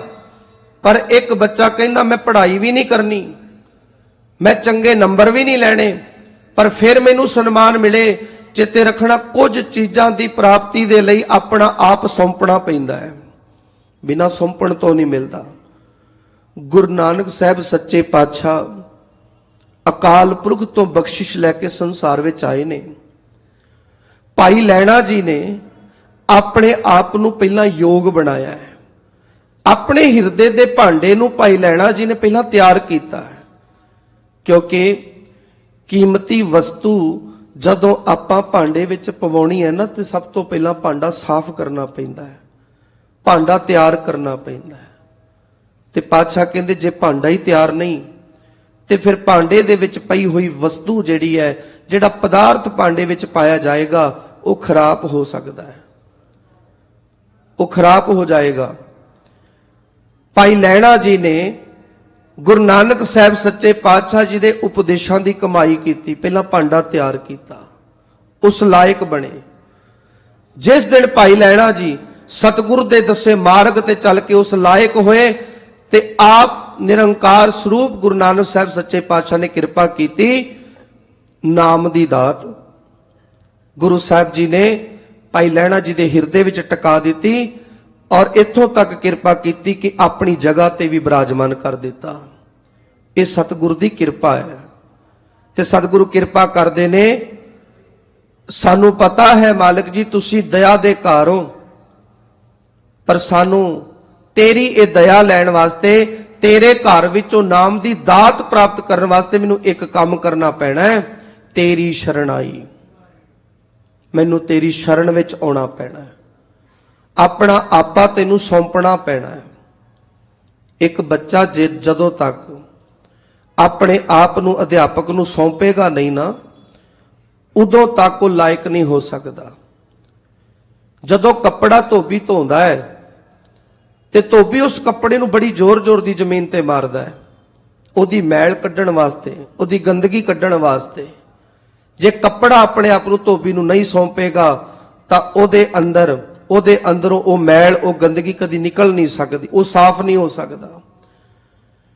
ਜਿਨ੍ਹਾਂ ਨੇ ਸਤਿਗੁਰੂ ਦੀ ਸ਼ਰਨ ਲਈ, ਜਿਨ੍ਹਾਂ ਨੇ ਆਪਣਾ ਆਪ ਸਤਿਗੁਰੂ ਨੂੰ ਸੌਂਪ ਦਿੱਤਾ, ਇੱਥੇ ਸੌਂਪਣਾ ਕੀ ਹੈ? ਮੈਂ ਗੁਰੂ ਕੋਲ ਭੇਟ ਲੈ ਕੇ ਆਇਆ, ਕੋਈ ਮਾਇਆ ਭੇਟ ਲੈ ਕੇ ਆਉਂਦਾ ਹੈ, ਕੋਈ ਹੋਰ ਚੀਜ਼ ਭੇਟ ਲੈ ਕੇ ਆਉਂਦਾ ਹੈ। ਇਤਿਹਾਸ ਵਿੱਚੋਂ ਗੁਰੂ ਕੇ ਪਿਆਰੇ ਹੋਏ ਨੇ, ਬਹੁਤ ਹੀ ਸਤਿਕਾਰਯੋਗ ਸ਼ਖਸੀਅਤ ਧੰਨ ਧੰਨ ਬਾਬਾ ਦੀਪ ਸਿੰਘ ਜੀ। ਸੰਸਾਰ ਦੇ ਲੋਕ ਮਾਇਆ ਭੇਟ ਲੈ ਕੇ ਆਉਂਦੇ ਨੇ, ਪਦਾਰਥ ਲੈ ਕੇ ਆਉਂਦੇ ਨੇ, ਅਸੀਂ ਵੀ ਲੈ ਕੇ ਆਈਦੇ ਨੇ। ਜਿਸ ਵਕਤ ਬਾਬਾ ਦੀਪ ਸਿੰਘ ਜੀ ਦੇ ਕੰਨਾਂ ਦੇ ਅੰਦਰ ਇਹ ਆਵਾਜ਼ ਪਈ ਸੀ ਨਾ, ਗੁਰੂ ਰਾਮਦਾਸ ਸੱਚੇ ਪਾਤਸ਼ਾਹ, ਤੇਰੇ ਪਾਵਨ ਅਸਥਾਨ ਦੀ ਜ਼ਾਲਮਾਂ ਨੇ ਬੇਅਦਬੀ ਕੀਤੀ ਹੈ, ਤੇਰੇ ਪਾਵਨ ਅਸਥਾਨ ਨੂੰ, ਜਿਸ ਅੰਮ੍ਰਿਤਸਰ ਸਾਹਿਬ ਸਰੋਵਰ ਅੰਦਰ ਗੁਰੂ ਕਾ ਸਿੱਖ ਇਸ਼ਨਾਨ ਕਰਦਾ ਹੈ, गुरु रामदास सच्चे पातशाह तेरे घर तो दाता मंगदा है। उस पावन अस्थान ते इन्हां जालमां ने बेअदबी कीती है। बाबा दीप सिंह जी दे कन्नां च आवाज पई ते बाबा दीप सिंह जी ने उसे वक्त 18 सिर दे खंडे नूं हथ पाया ते एक अरदास कीती। अरदास पूरी कदों हुंदी है? जदों गुरु का सिख अंदरों भिज के गुरु विच एक मिक होके बाणी बाणी दा धारनी होवे, नाम हिरदे च वसिया होवे, जीवन सतगुरु दे मुताबिक होवे, गुरु का सिख अरदास करे ते सतगुरु पूरी करदे ने। बाबा दीप सिंह जी दी उस वक्त जिहड़ी अरदास है, धन श्री गुरु रामदास सच्चे पातशाह इन्हां जालमां ने तेरे दर दी तेरे घर दी बेअदबी कीती है। मैं तेरे ते भरोसा करके तेरे ते यकीन करके तेरे चरनां विच एक अरदास कर लगा हां। गुरु रामदास सच्चे पातशाह इन्हां जालमां दा मैं सौदा लाउण चलिया, बस एक किरपा करियो जे, मैं तेरी बख्शिश किरपा सदका इस खंडे दे नाल जालमां दे आहू लावांगा। पर जिस वक्त मैदाने जंग विच लड़दा होवां, जूझदा होवां, लड़दियां लड़दियां जे किते मैनू मौत आ टकरे, लड़दियां लड़दियां जेकर मेरा सीस धड़ नालों वख हो जावे, गुरु रामदास सच्चे पातशाह एक किरपा तू कर देवी कि इन्नी की हिम्मत बख्शी कि मैं अपना सीस तेरे चरनां च भेंट करन वास्ते पहुंच सकां। ये अरदास है बाबा दीप सिंह जी दी। शरण विच आउणा सौखा नहीं है। शरण दा बहुत वड्डा अर्थ मतलब है। धन श्री गुरु नानक साहब सच्चे पातशाह, मेरा सारा जीवन तेरे मुताबिक, मेरा उठना तेरे मुताबिक, मेरा बैठना तेरे मुताबिक, मेरा बोलना तेरे मुताबिक, मैं अपनी सारी जिंदगी तैनू सौंप रहा। ते जीवन दे विच धन भी आउंदा है, जीवन विच मन भी आउंदा है, जीवन विच शरीर भी आउंदा है। ते जिन्हां ने सतगुरु नूं अपना सब कुछ सौंपिया है, गुरु साहब नूं मत्था टेकदे आ, नमस्कार करदे आ। मत्था टेकण दा अर्थ की है? मत्था टेकण दा मतलब ही सीस भेंट करना है, सीस रखना है। ते रखण दा मतलब गुरु दे चरनां च मैं अपना सिर रख दिता, अज तो बाद मेरा सिर मेरा नहीं है, ये तुहाडा हो गया। सिर गुरु दा होण दा मतलब है मेरी मत मेरा मन तुहाडा हो गया। अज तो बाद इस शरीर अंदर मेरी मत नहीं चलेगी, इस शरीर अंदर गुरु रामदास तेरी मत चलिया करेगी, जेड़ा तेरा हुक्म होएगा मैं वो मन्नांगा। पर सिख दा जीवन अजिहा है, जिन्नी वार गुरु साहब दे अगे सिर रखदा उन्नी वार चुक के घर भी ले जांदा है, उन्नी वार अपनी मत भी वरतदा है। पर यह दात शरण विच आउण तो बिना प्राप्त नहीं हुंदी। ते जदों शरण विच आए, सतगुरु ने किरपा कीती, ए नाम दी दात साडे हिरदे विच वसा दित्ती। गुर पूरे ते पाईए नामे वडियाई, ये पूरे गुरु तो प्राप्त हुंदी है। जदों पूरे गुरु तो नाम दी दात प्राप्त हुंदी है, नाम दी किरपा दे नाल वडियाई दा अर्थ सत्कार, इज्जत। इस संसार अंदर भी सत्कार इज्जत मिलदा है ते परलोक अंदर जेड़ा लोक आपां वेख्या ना होवे, परलोक दा आखरी अर्थ है जिस लोक नूं आपां कदी वेख्या नहीं, जिस बारे जाणदे नहीं। दोहां थावां ते इस संसार अंदर भी उस संसार अंदर भी सत्कार मिलदा है, क्योंकि जेड़े गुरु दे कोल बैठदे ने, नाम जपदे ने, सिमरन करदे ने, उन्हां नाल गुरु नाल प्यार है। पर जिन्हां दा गुरु नाल प्यार नहीं, कुड़ियार कुड़ियारी जाए रले, सच्चियार सिख बैठे सतगुर पास। जेड़े सच्चे सिख ने, सतगुरु नूं प्यार करदे ने, वो सतगुरु कोल आके बैठदे ने। पर जिन्हां दे हिरदे च झूठ है, वकार ने, उन्हां नूं सच्चे सतगुरु दी हजूरी चंगी नहीं लगेगी, ਉਹਨਾਂ ਨੂੰ ਸੱਚੇ ਸਤਿਗੁਰੂ ਕੋਲ ਬੈਠਣਾ ਚੰਗਾ ਨਹੀਂ ਲੱਗੇਗਾ। ਉਹਦਾ ਇੱਕ ਪਤਾ ਲੱਗ ਜਾਂਦਾ ਹੈ ਕੀ ਨਿਸ਼ਾਨੀ ਹੈ, ਜਾਂ ਸਮਾਂ ਵੇਖਣਾ, ਜਾਂ ਫਿਰ ਇਹ ਦੇਖਣਾ ਕਿ ਕਦੋਂ ਆਨੰਦ ਸਾਹਿਬ ਪੜਿਆ ਜਾਵੇ, ਭੋਗ ਪਏ ਤੇ ਉੱਠ ਕੇ ਜਾਈਏ। ਮਜਬੂਰੀ 'ਚ ਵੀ ਬੈਠੇ ਹੁੰਦੇ ਆ, ਪਰ ਜਿਹੜਾ ਪਿਆਰ ਕਰਦਾ ਨਾ ਗੁਰੂ ਨੂੰ, ਜਿਸ ਦੇ ਹਿਰਦੇ 'ਚ ਗੁਰੂ ਵਸਿਆ ਹੈ, ਜਿਸ ਨੇ ਗੁਰੂ ਦੀ ਸ਼ਰਨ ਮਾਣੀ ਹੈ, ਭਾਵੇਂ 1 ਘੰਟਾ ਤੇ ਭਾਵੇਂ 2 ਘੰਟੇ ਤੇ ਭਾਵੇਂ 4 ਘੰਟੇ ਬੀਤ ਜਾਣ, ਉਹ ਗੁਰੂ ਦੀ ਹਜ਼ੂਰੀ 'ਚ ਉੱਠੇਗਾ ਨਹੀਂ। ਉਹ ਗੁਰੂ ਦੇ ਪ੍ਰੇਮ ਵਿੱਚ ਬੈਠਾ ਹੈ, ਗੁਰੂ ਨੂੰ ਪਿਆਰ ਕਰਦਾ ਹੈ, ਤੇ ਸਤਿਗੁਰੂ ਉਸ ਨੂੰ ਇੱਜ਼ਤ ਮਾਣ ਸਤਿਕਾਰ ਬਖਸ਼ਦੇ ਨੇ।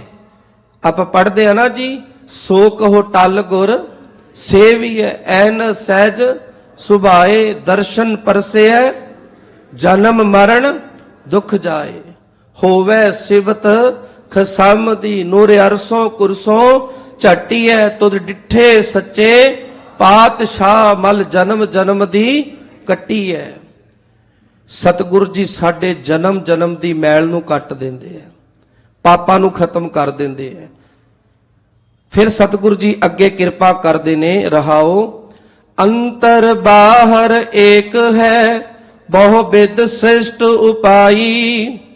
ਅਕਾਲ ਪੁਰਖ ਪਰਮਾਤਮਾ ਨੇ ਨਾ ਬਹੁਤ ਹੀ ਸੋਹਣੇ ਢੰਗ ਨਾਲ, ਤਰੀਕੇ ਨਾਲ ਸ੍ਰਿਸ਼ਟੀ ਦੀ ਰਚਨਾ ਕੀਤੀ ਹੈ, ਰਚਨਾ ਰਚੀ ਹੈ। ਤੇ ਇਸ ਰਚੀ ਹੋਈ ਰਚਨਾ ਦੇ ਅੰਦਰ ਜੋ ਵੱਖ-ਵੱਖ ਤਰ੍ਹਾਂ ਦੇ ਕਿਸਮਾਂ ਦੇ ਜੀਵ ਪੈਦਾ ਕੀਤੇ ਨੇ, ਇਹਨਾਂ ਵੱਖ-ਵੱਖ ਕਿਸਮਾਂ ਦੇ ਪੈਦਾ ਕੀਤੇ ਹੋਏ ਜੀਵਾਂ ਦੇ ਅੰਦਰ ਪਹਿਲਾਂ ਮੇਰੇ ਕੋਲ ਉਹ ਅੱਖ ਨਹੀਂ ਸੀ, ਨਜ਼ਰੀਆ ਨਹੀਂ ਸੀ, ਮੈਂ ਕੁਦਰਤ ਨੂੰ ਵੱਖਰਾ ਤੇ ਪ੍ਰਮਾਤਮਾ ਨੂੰ ਵੱਖਰਾ ਸਮਝਦਾ ਸੀ। ਨਾਮ ਹਿਰਦੇ 'ਚ ਵਸਿਆ ਅਕਾਲ ਪੁਰਖ ਦੀ ਕਿਰਪਾ ਨਾਲ, ਤੇ ਹੁਣ ਸਤਿਗੁਰੂ ਨੇ ਇੱਕ ਨਜ਼ਰ ਦਿੱਤੀ, ਅੰਤਰ ਬਾਹਰ ਏਕ ਹੈ। ਮੇਰੇ ਅੰਦਰ ਵੀ ਉਹੀ ਹੈ, ਬਾਹਰ ਵੀ ਉਹੀ ਹੈ, ਸਭ ਥਾਵਾਂ ਤੇ ਵਸਿਆ ਹੋਇਆ ਹੈ, ਉਹ ਹਰ ਜਗ੍ਹਾ ਤੇ ਮੌਜੂਦ ਹੈ।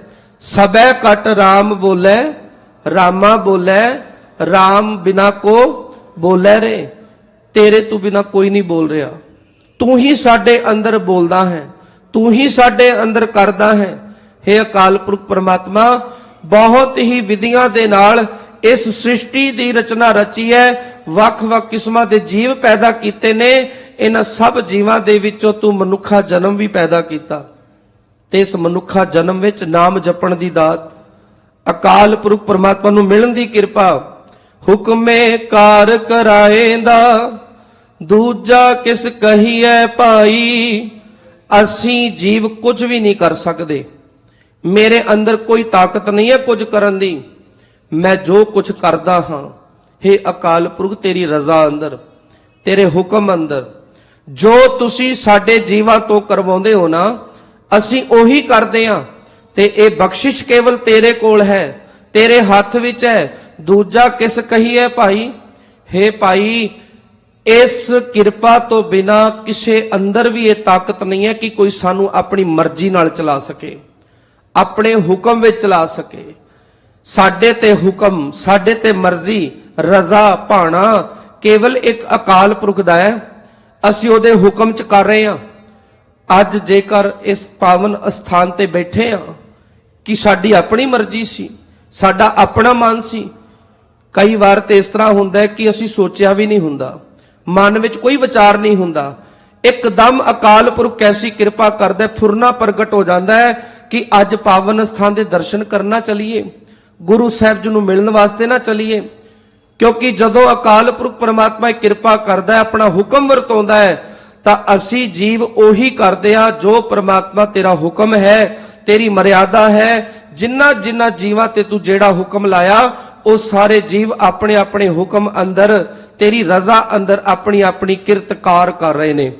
ਔਰ ਕਿਰਤਕਾਰ ਕੇਵਲ ਅਸੀਂ ਨਹੀਂ ਕਰਦੇ, ਪੰਛੀ ਵੀ ਆਪਣਾ ਕਰਮ ਕਮਾ ਰਹੇ ਨੇ, ਮਛਲੀ ਆਪਣਾ ਕਰਮ ਕਮਾ ਰਹੀ ਹੈ। ਸਭ ਤੇ ਹੁਕਮ ਲਾਗੂ ਹੈ ਅਕਾਲ ਪੁਰਖ ਪਰਮਾਤਮਾ ਦਾ। ਬੂਝਣਾ ਅਬੂਝਣਾ ਤੁਧ ਕੀਆ, ਇਹ ਤੇਰੀ ਸਰਕਾਰ। ਬੁੱਝਣਾ ਦਾ ਮਤਲਬ ਹੈ ਸਮਝ। ਕਈ ਜੀਵਾਂ ਨੂੰ ਸੰਸਾਰ ਅੰਦਰ ਪੈਦਾ ਕੀਤਾ, ਤੇ ਤੁਸੀਂ ਉਹਨਾਂ ਸੰਸਾਰ ਵਿੱਚ ਪੈਦਾ ਕੀਤੇ ਹੋਏ ਜੀਵਾਂ ਨੂੰ ਸਮਝ ਬਖਸ਼ੀ, ਤੁਸੀਂ ਅਕਲ ਬਖਸ਼ੀ। ਕਈ ਬੜੇ ਸਿਆਣੇ ਤੇ ਸੂਝਵਾਨ ਨੇ, ਸਮਝਦਾਰ ਨੇ। ਇਹ ਜਿਹੜੀ ਸਮਝਦਾਰੀ ਹੈ ਨਾ ਜੀਵਾਂ ਅੰਦਰ, ਉਹ ਵੀ ਪਰਮਾਤਮਾ ਤੁਸੀਂ ਪਾਈ ਹੈ। ਬੁੱਝਣਾ ਦਾ ਮਤਲਬ ਸਮਝਦਾਰੀ, ਤੇ ਅਬੁੱਝਣਾ ਸ਼ਬਦ ਦਾ ਅਰਥ ਕੀ ਹੋ ਗਿਆ? ਬੇਸਮਝੀ, ਬੇਅਕਲੀ।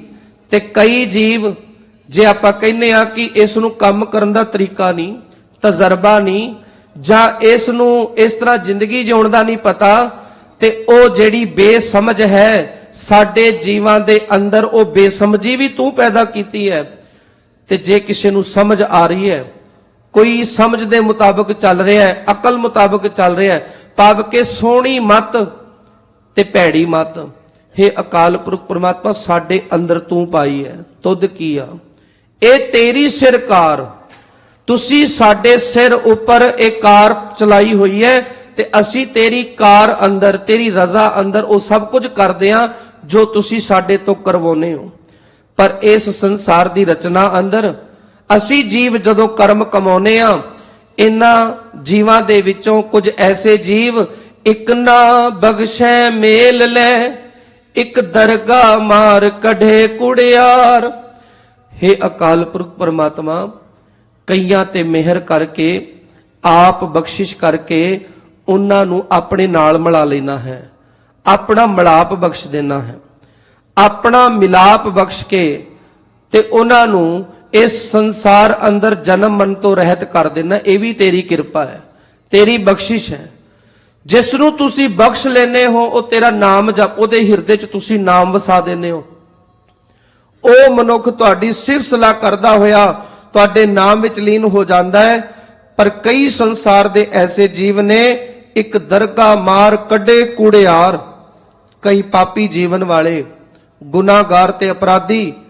ਤੇ ਇਹ ਅਕਾਲ ਪੁਰਖ ਪਰਮਾਤਮਾ, ਕਈਆਂ ਨੂੰ ਤੇਰੇ ਘਰ ਵਿੱਚੋਂ ਧੱਕੇ ਹੀ ਪੈਂਦੇ ਨੇ, ਸਾਰੀ ਜ਼ਿੰਦਗੀ ਧੱਕੇ ਖਾਂਦੇ ਨੇ। ਉਹਨਾਂ ਨੂੰ ਨਾ ਤਾਂ ਤੇਰੇ ਘਰ ਵਿੱਚ ਕੋਈ ਥਾਂ ਮਿਲਦੀ ਹੈ, ਨਾ ਸੰਸਾਰ ਤੋਂ ਬਾਰ-ਬਾਰ ਕਿਤੇ ਜਗ੍ਹਾ ਮਿਲਦੀ ਹੈ। ਇਸ ਦੀ ਬੜੀ ਪਿਆਰੀ ਉਦਾਹਰਨ ਹੈ ਧੰਨ ਸ਼੍ਰੀ ਗੁਰੂ ਰਾਮਦਾਸ ਸੱਚੇ ਪਾਤਸ਼ਾਹ ਜੀ ਦੇ 3 ਸਪੁੱਤਰ, ਬਾਬਾ ਪ੍ਰਿਥੀ ਚੰਦ, ਮਹਾਦੇਵ, ਤੇ ਸਭ ਤੋਂ ਛੋਟੇ ਨੇ ਧੰਨ ਸ਼੍ਰੀ ਗੁਰੂ ਅਰਜਨ ਸਾਹਿਬ ਸੱਚੇ ਪਾਤਸ਼ਾਹ। ਗੁਰੂ ਰਾਮਦਾਸ ਸੱਚੇ ਪਾਤਸ਼ਾਹ ਜੀ ਨੇ ਪਰਖ ਕਰਨੀ ਹੈ ਇਸ ਗੱਦੀ ਦੇ ਲਾਇਕ ਕੌਣ ਹੈ। 3 ਪੁੱਤਰ ਨੇ, ਗੁਰਤਾ ਗੱਦੀ ਕਿਹਨੂੰ ਦਿੱਤੀ ਜਾਵੇ। ਜਿਸ ਵਕਤ ਗੁਰੂ ਸਾਹਿਬ ਜੀ ਦੇ ਮਨ 'ਚ ਵਿਚਾਰ ਚੱਲ ਰਿਹਾ ਸੀ, ਲਾਹੌਰ ਸ਼ਹਿਰ ਤੋਂ, ਗੁਰੂ ਰਾਮਦਾਸ ਮਹਾਰਾਜ ਦਾ ਜਨਮ ਸਥਾਨ ਲਾਹੌਰ ਸ਼ਹਿਰ, ਉਹਨਾਂ ਦਾ ਬਾਕੀ ਦਾ ਪਰਿਵਾਰ ਉੱਥੇ ਹੀ ਰਹਿੰਦਾ ਹੈ। ਗੁਰੂ ਰਾਮਦਾਸ ਸੱਚੇ ਪਾਤਸ਼ਾਹ ਬਚਪਨ ਤੋਂ ਹੀ ਨਾਨਕੀ ਦੇ ਨਾਲ ਆ ਗਏ ਸੀ। ਜਦੋਂ ਤੋਂ ਗੁਰੂ ਰਾਮਦਾਸ ਸੱਚੇ ਪਾਤਸ਼ਾਹ ਆਪਣਾ ਲਾਹੌਰ ਸ਼ਹਿਰ ਛੱਡ ਕੇ ਆਏ ਨੇ, ਕਦੀ ਲਾਹੌਰ ਗਏ ਨਹੀਂ। ਸਹਾਰੀ ਮਲ ਜੀ, ਜੋ ਧੰਨ ਸ਼੍ਰੀ ਗੁਰੂ ਰਾਮਦਾਸ ਸੱਚੇ ਪਾਤਸ਼ਾਹ ਜੀ ਦੇ ਤਾਇਆ ਜੀ ਦੇ ਸੁਪੁੱਤਰ ਨੇ, ਭਾਵ ਕਿ ਗੁਰੂ ਰਾਮਦਾਸ ਸੱਚੇ ਪਾਤਸ਼ਾਹ ਜੀ ਦੇ ਭਰਾ ਲੱਗਦੇ ਨੇ, ਲਾਹੌਰ ਤੋਂ ਚੱਲ ਕੇ ਆਏ। ਪੁੱਤਰ ਦਾ ਵਿਆਹ ਰੱਖਿਆ। ਮਨ 'ਚ ਆਇਆ ਜੇ ਕਿਤੇ ਗੁਰੂ ਰਾਮਦਾਸ ਸੱਚੇ ਪਾਤਸ਼ਾਹ ਸਾਡੇ ਵਿਆਹ ਵਿੱਚ ਸ਼ਾਮਲ ਹੋ ਜਾਣ ਤੇ ਮੈਂ ਆਪ ਜਾ ਕੇ ਲੈ ਕੇ ਆਵਾਂਗਾ। ਵਿਆਹ ਦੇ ਵਿੱਚ ਸੱਦਾ ਦੇਣ ਵਾਸਤੇ ਲਾਹੌਰ ਤੋਂ ਚੱਲੇ, ਗੋਇੰਦਵਾਲ ਸਾਹਿਬ ਪਹੁੰਚੇ। ਗੁਰੂ ਰਾਮਦਾਸ ਸੱਚੇ ਪਾਤਸ਼ਾਹ ਨੂੰ ਮਿਲੇ ਤੇ ਬੇਨਤੀ ਕੀਤੀ, ਮੈਂ ਬੜਾ ਯਾਦ ਕਰਦਾ, ਤੁਹਾਡੇ ਨਾਲ ਬੜਾ ਪਿਆਰ ਹੈ, ਇੱਕ ਬੇਨਤੀ ਕਰਨੀ ਹੈ। ਤੁਹਾਡੇ ਭਤੀਜੇ ਦਾ ਵਿਆਹ ਰੱਖਿਆ ਹੈ, ਸਤਿਗੁਰੂ ਪਾਤਸ਼ਾਹ ਤੁਹਾਡੇ ਨਾਲ ਇੱਕ ਰਿਸ਼ਤਾ ਵੀ ਹੈ, ਰਿਸ਼ਤੇ ਵਿੱਚ ਤੁਸੀਂ ਮੇਰੇ ਭਰਾ ਲੱਗਦੇ ਹੋ, ਪਰ ਇਸ ਵਕਤ ਮੈਂ ਭਰਾ ਦੇ ਰਿਸ਼ਤੇ ਵਜੋਂ ਨਹੀਂ ਆਇਆ, ਮੈਂ ਇੱਕ ਸਿੱਖ ਦੇ ਰੂਪ ਵਿੱਚ ਤੁਹਾਨੂੰ ਸਤਿਗੁਰੂ ਮੰਨ ਕੇ ਆਇਆ, ਤੇ ਮੈਂ ਚਾਹੁੰਦਾ ਹਾਂ ਤੁਹਾਡੇ ਚਰਨ ਕਮਲ ਮੇਰੇ ਘਰ ਵਿੱਚ ਪੈ ਜਾਣ। ਮੇਰੇ ਪੁੱਤ ਦਾ ਕਾਰਜ ਹੈ, ਮੈਂ ਉਸ ਨੂੰ ਆਪਣਾ ਪੁੱਤ ਨਹੀਂ ਤੁਹਾਡਾ ਪੁੱਤ ਮੰਨਦਾ ਹਾਂ, ਉਹ ਤੁਹਾਡਾ ਹੀ ਪੁੱਤਰ ਹੈ, ਤੇ ਆਪਣੇ ਪੁੱਤਰ ਦੇ ਉਸ ਕਾਰਜ ਵਿੱਚ ਸ਼ਾਮਲ ਹੋ ਜਾਓ। ਇਹੀ ਮੇਰੀ ਆਸ ਹੈ ਤੁਹਾਡੇ ਚਰਨਾਂ 'ਚ, ਇਹੀ ਬੇਨਤੀ ਹੈ। ਗੁਰੂ ਰਾਮਦਾਸ ਸੱਚੇ ਪਾਤਸ਼ਾਹ ਜੀ ਜਾਣਦੇ ਨੇ, ਗੁਰੂ ਅਮਰਦਾਸ ਸੱਚੇ ਪਾਤਸ਼ਾਹ ਡਿਊਟੀਆਂ ਲਗਾ ਕੇ ਗਏ ਨੇ, ਜ਼ਿੰਮੇਵਾਰੀ ਲਗਾ ਕੇ ਗਏ ਨੇ, ਸੰਗਤਾਂ ਆਉਂਦੀਆਂ ਨੇ, ਪਿਆਰ ਦੇ ਨਾਲ ਲੰਗਰ ਛਕਦੀਆਂ ਨੇ, ਕੁਝ ਸੰਗਤਾਂ ਮੁੜ ਜਾਂਦੀਆਂ ਨੇ, ਕੁਝ ਸੰਗਤਾਂ ਰੁਕ ਜਾਂਦੀਆਂ ਨੇ। ਉਹਨਾਂ ਦਾ ਬੜਾ ਵੱਡਾ ਪ੍ਰਬੰਧ ਸਾਂਭਣਾ, ਦੇਖਣਾ। ਗੁਰੂ ਰਾਮਦਾਸ ਸੱਚੇ ਪਾਤਸ਼ਾਹ ਨੂੰ ਪਤਾ ਹੈ ਕਿ ਵਿਆਹ ਵਿੱਚ ਮੇਰਾ ਜਾਣਾ ਠੀਕ ਨਹੀਂ। ਸਤਿਗੁਰੂ ਜੀ ਨੇ ਪਹਿਲਾਂ ਤੇ ਕੋਈ ਜਵਾਬ ਨਾ ਦਿੱਤਾ, ਪਰ ਸਮੇਂ ਨੂੰ ਦੇਖਦੇ ਹੋਏ ਫਿਰ ਦੁਬਾਰਾ ਬੇਨਤੀ ਕਰਦੇ ਨੇ, ਸਹਾਰੀ ਮਲ ਜੀ ਕਿਰਪਾ ਕਰੋ ਲੈ ਕੇ ਜਾਣਾ ਹੈ। ਪਾਤਸ਼ਾਹ ਕਹਿੰਦੇ ਕਿ ਸਹਾਰੀ ਮਲ ਜੀ ਤੁਸੀਂ ਜਾਣਦੇ ਹੋ ਜੇ ਕਿਤੇ ਮੈਂ ਵਿਆਹ ਵਿੱਚ ਚਲਾ ਗਿਆ ਨਾ ਤੇ ਫਿਰ ਉੱਥੇ ਮੈਨੂੰ ਸੰਗਤਾਂ ਮਿਲਣਗੀਆਂ, ਸੰਗਤਾਂ ਪਿਆਰ ਕਰਦੀਆਂ ਨੇ ਤੇ ਤੁਹਾਡੇ ਸਹੁਰਾ ਸਾਹਿਬ ਦਾ ਜਿਹੜਾ ਬਹੁਤ ਜ਼ਿਆਦਾ ਖਰਚਾ ਹੋ ਜਾਏਗਾ, ਇਸ ਕਰਕੇ ਮੈਂ ਨਹੀਂ ਚਾਹੁੰਦਾ ਕਿ ਮੈਂ ਉੱਥੇ ਜਾਵਾਂ। ਸਹਾਰੀ ਮਲ ਜੀ ਕਹਿਣ ਲੱਗੇ ਫਿਰ ਇੱਕ ਕਿਰਪਾ ਕਰੋ, ਤੁਸੀਂ ਨਹੀਂ ਜਾ ਸਕਦੇ, ਤੁਹਾਡੇ ਪੁੱਤਰਾਂ ਚੋਂ ਕਿਸੇ ਇੱਕ ਨੂੰ ਭੇਜ ਦਿਓ। ਗੁਰੂ ਰਾਮਦਾਸ ਸੱਚੇ ਪਾਤਸ਼ਾਹ ਨੇ ਵਿਚਾਰ ਬਣਾਇਆ, ਪ੍ਰਿਥੀ ਚੰਦ ਨੂੰ ਆਵਾਜ਼ ਮਾਰੀ, ਪ੍ਰਿਥੀ ਚੰਦ ਜੀ ਮੈਂ ਤੁਹਾਨੂੰ ਹੁਕਮ ਕਰਦਾ ਹਾਂ ਕਿ ਤੁਸੀਂ, ਇਹ ਮੇਰਾ ਭਰਾ ਹੈ, ਇਹਨਾਂ ਦੇ ਪੁੱਤਰ ਦਾ ਵਿਆਹ ਹੈ ਤੇ ਤੁਸੀਂ ਉਸ ਵਿਆਹ ਵਿੱਚ ਜਾਣਾ ਹੈ। ਪ੍ਰਿਥੀ ਚੰਦ ਜੀ ਜਿਨ੍ਹਾਂ ਦੇ ਦਿਲ ਵਿੱਚ ਬੇਈਮਾਨਾ ਹੈ, ਕਿਉਂਕਿ ਲੰਗਰ ਦਾ ਸਾਰਾ ਪ੍ਰਬੰਧ, ਕਾਰ ਵਿਹਾਰ, ਮਾਇਆ ਭੇਟਾ, ਲੰਗਰ ਚ ਆਉਣ ਵਾਲੀਆਂ ਰਸਦਾਂ, ਉਹ ਸਭ ਪ੍ਰਿਥੀ ਚੰਦ ਦੇ ਹੱਥ ਵਿੱਚ ਨੇ। ਤੇ ਦੂਸਰਾ, ਪ੍ਰਿਥੀ ਚੰਦ ਦੇ ਮਨ ਵਿੱਚ ਇੱਕ ਹੋਰ ਗੱਲ ਹੈ, ਮੈਂ ਜਿੰਨਾ ਜ਼ਿਆਦਾ ਗੁਰੂ ਦੇ ਨੇੜੇ ਰਹਾਂਗਾ, ਪਿਤਾ ਦੇ ਨੇੜੇ ਰਹਾਂਗਾ, ਮੈਨੂੰ ਉਨੀ ਛੇਤੀ ਗੁਰਤਾ ਗੱਦੀ ਵੀ ਮਿਲੇਗੀ, ਦੋਵੇਂ ਕੰਮ ਹੋ ਜਾਣਗੇ। ਮੇਰੇ ਕੋਲ ਗੁਰੂ ਘਰ ਦੇ ਧਨ ਪਦਾਰਥ ਤੇ ਹੈਗੇ ਹੀ ਹੈਗੇ ਨੇ, ਮਾਇਆ ਵੀ ਹੈ, ਸਭ ਕੁਝ ਮੈਂ ਸੰਭਾਲਦਾ ਹਾਂ, ਦੇਖਦਾ ਹਾਂ, ਜਦੋਂ ਜੀ ਕਰਦਾ ਹੈ ਮਾਇਆ ਵਿੱਚੋਂ ਕੱਢ ਵੀ ਲੈਣਾ ਹਾਂ, ਵਰਤ ਲੈਣਾ ਹਾਂ। ਅੱਜ ਤੱਕ ਪਿਤਾ ਜੀ ਨੇ ਕਦੀ ਪੁੱਛਿਆ ਹੀ ਨਹੀਂ। ਤੇ ਜੇ ਮੈਂ ਨੇੜੇ ਰਹਾਂਗਾ ਮੈਨੂੰ ਗੁਰਤਾ ਗੱਦੀ ਵੀ ਮਿਲ ਜਾਏਗੀ। ਪਰ ਮੈਂ ਪਿਤਾ ਜੀ ਨੂੰ ਮਨਾ ਕਿਵੇਂ ਕਰਾਂ? ਬਹਾਨਾ ਲਗਾਇਆ, ਪਿਤਾ ਜੀ ਤੁਸੀਂ ਜਾਣਦੇ ਨਹੀਂ ਕਿੰਨੀ ਜ਼ਿੰਮੇਵਾਰੀ ਸੰਭਾਲਦਾ ਹਾਂ, ਕਾਰ ਵਿਹਾਰ ਕਰਦਾ ਹਾਂ, ਤੇ ਜੇ ਮੈਂ ਵਿਆਹ 'ਚ ਜਾਵਾਂਗਾ ਤੇ ਪਿੱਛੋਂ ਕੌਣ ਸੰਭਾਲੇਗਾ? ਗੁਰੂ ਰਾਮਦਾਸ ਜੀ ਕਹਿੰਦੇ ਕਿਸੇ ਦੀ ਜ਼ਿੰਮੇਵਾਰੀ ਲਗਾ ਦਿਓ, ਪਰ ਮੇਰਾ ਹੁਕਮ ਮੰਨੋ, ਜਾਣਾ ਜ਼ਰੂਰੀ ਹੈ। ਉਸ ਵਕਤ ਕਹਿਣ ਲੱਗੇ, ਸ਼ਬਦ ਜਿਹੜਾ ਵਰਤਿਆ, ਪ੍ਰਿਥੀ ਚੰਦ ਕਹਿਣ ਲੱਗਾ, ਸਤਿਗੁਰੂ ਤੁਸੀਂ ਬੇਸਮਝ ਹੋ, ਤੁਹਾਨੂੰ ਸਮਝ ਨਹੀਂ, ਤੁਸੀਂ ਕਦੀ ਵੀ ਲਾਭ ਹਾਨੀ ਵੇਖਦੇ ਨਹੀਂ, ਕੈਸਾ ਹੁਕਮ ਕੀਤਾ ਹੈ। ਔਰ ਮੈਂ ਮਾਫ ਕਰਿਓ ਤੁਹਾਨੂੰ ਬੇਨਤੀ ਕਰਦਾ ਹਾਂ ਪਿਤਾ ਜੀ ਕਿ ਮੈਂ ਵਿਆਹ ਵਿੱਚ ਨਹੀਂ ਜਾ ਸਕਦਾ। ਗੁਰੂ ਰਾਮਦਾਸ ਸੱਚੇ ਪਾਤਸ਼ਾਹ ਨੂੰ ਪ੍ਰਿਥੀ ਚੰਦ ਦੀ ਖੋਟ ਦਾ ਪਤਾ ਲੱਗ ਗਿਆ। ਪ੍ਰਿਥੀ ਚੰਦ ਕਹਿੰਦਾ ਮੇਰੀ ਗੱਲ ਤੇ ਬਣ ਗਈ, ਮੈਂ ਗੁਰੂ ਦੇ ਕੋਲ ਰਹਾਂਗਾ। ਪਾਤਸ਼ਾਹ ਦੂਸਰਾ ਪੁੱਤਰ ਵੀ ਤੇ ਹੈ ਨਾ, ਉਹਨਾਂ ਨੂੰ ਕਹਿ ਦਿਓ। ਮਹਾਦੇਵ ਜੀ ਨੂੰ ਆਵਾਜ਼ ਮਾਰੀ, ਮਹਾਦੇਵ ਜੀ ਕਹਿਣ ਲੱਗੇ ਨਹੀਂ ਜੀ ਮੈਂ ਵਿਆਹ 'ਚ ਨਹੀਂ ਜਾ ਸਕਦਾ, ਰਿਸ਼ਤੇਦਾਰੀਆਂ ਨਿਭਾ ਕੇ ਕੀ ਕਰਾਂਗਾ? ਰਿਸ਼ਤੇਦਾਰੀਆਂ ਕਦੀ ਕੰਮ ਨਹੀਂ ਆਉਂਦੀਆਂ, ਇਹ ਕੇਵਲ ਸੁੱਖ ਵਿੱਚ ਆ ਕੇ ਬੈਠਦੇ ਨੇ, ਦੁੱਖ ਵਿੱਚ ਸਾਥ ਨਹੀਂ ਦਿੰਦੇ, ਔਰ ਮੈਂ ਰਿਸ਼ਤੇਦਾਰੀਆਂ ਨਹੀਂ ਨਿਭਾਉਣੀਆਂ, ਮੈਂ ਵਿਆਹ 'ਚ ਨਹੀਂ ਜਾ ਸਕਦਾ।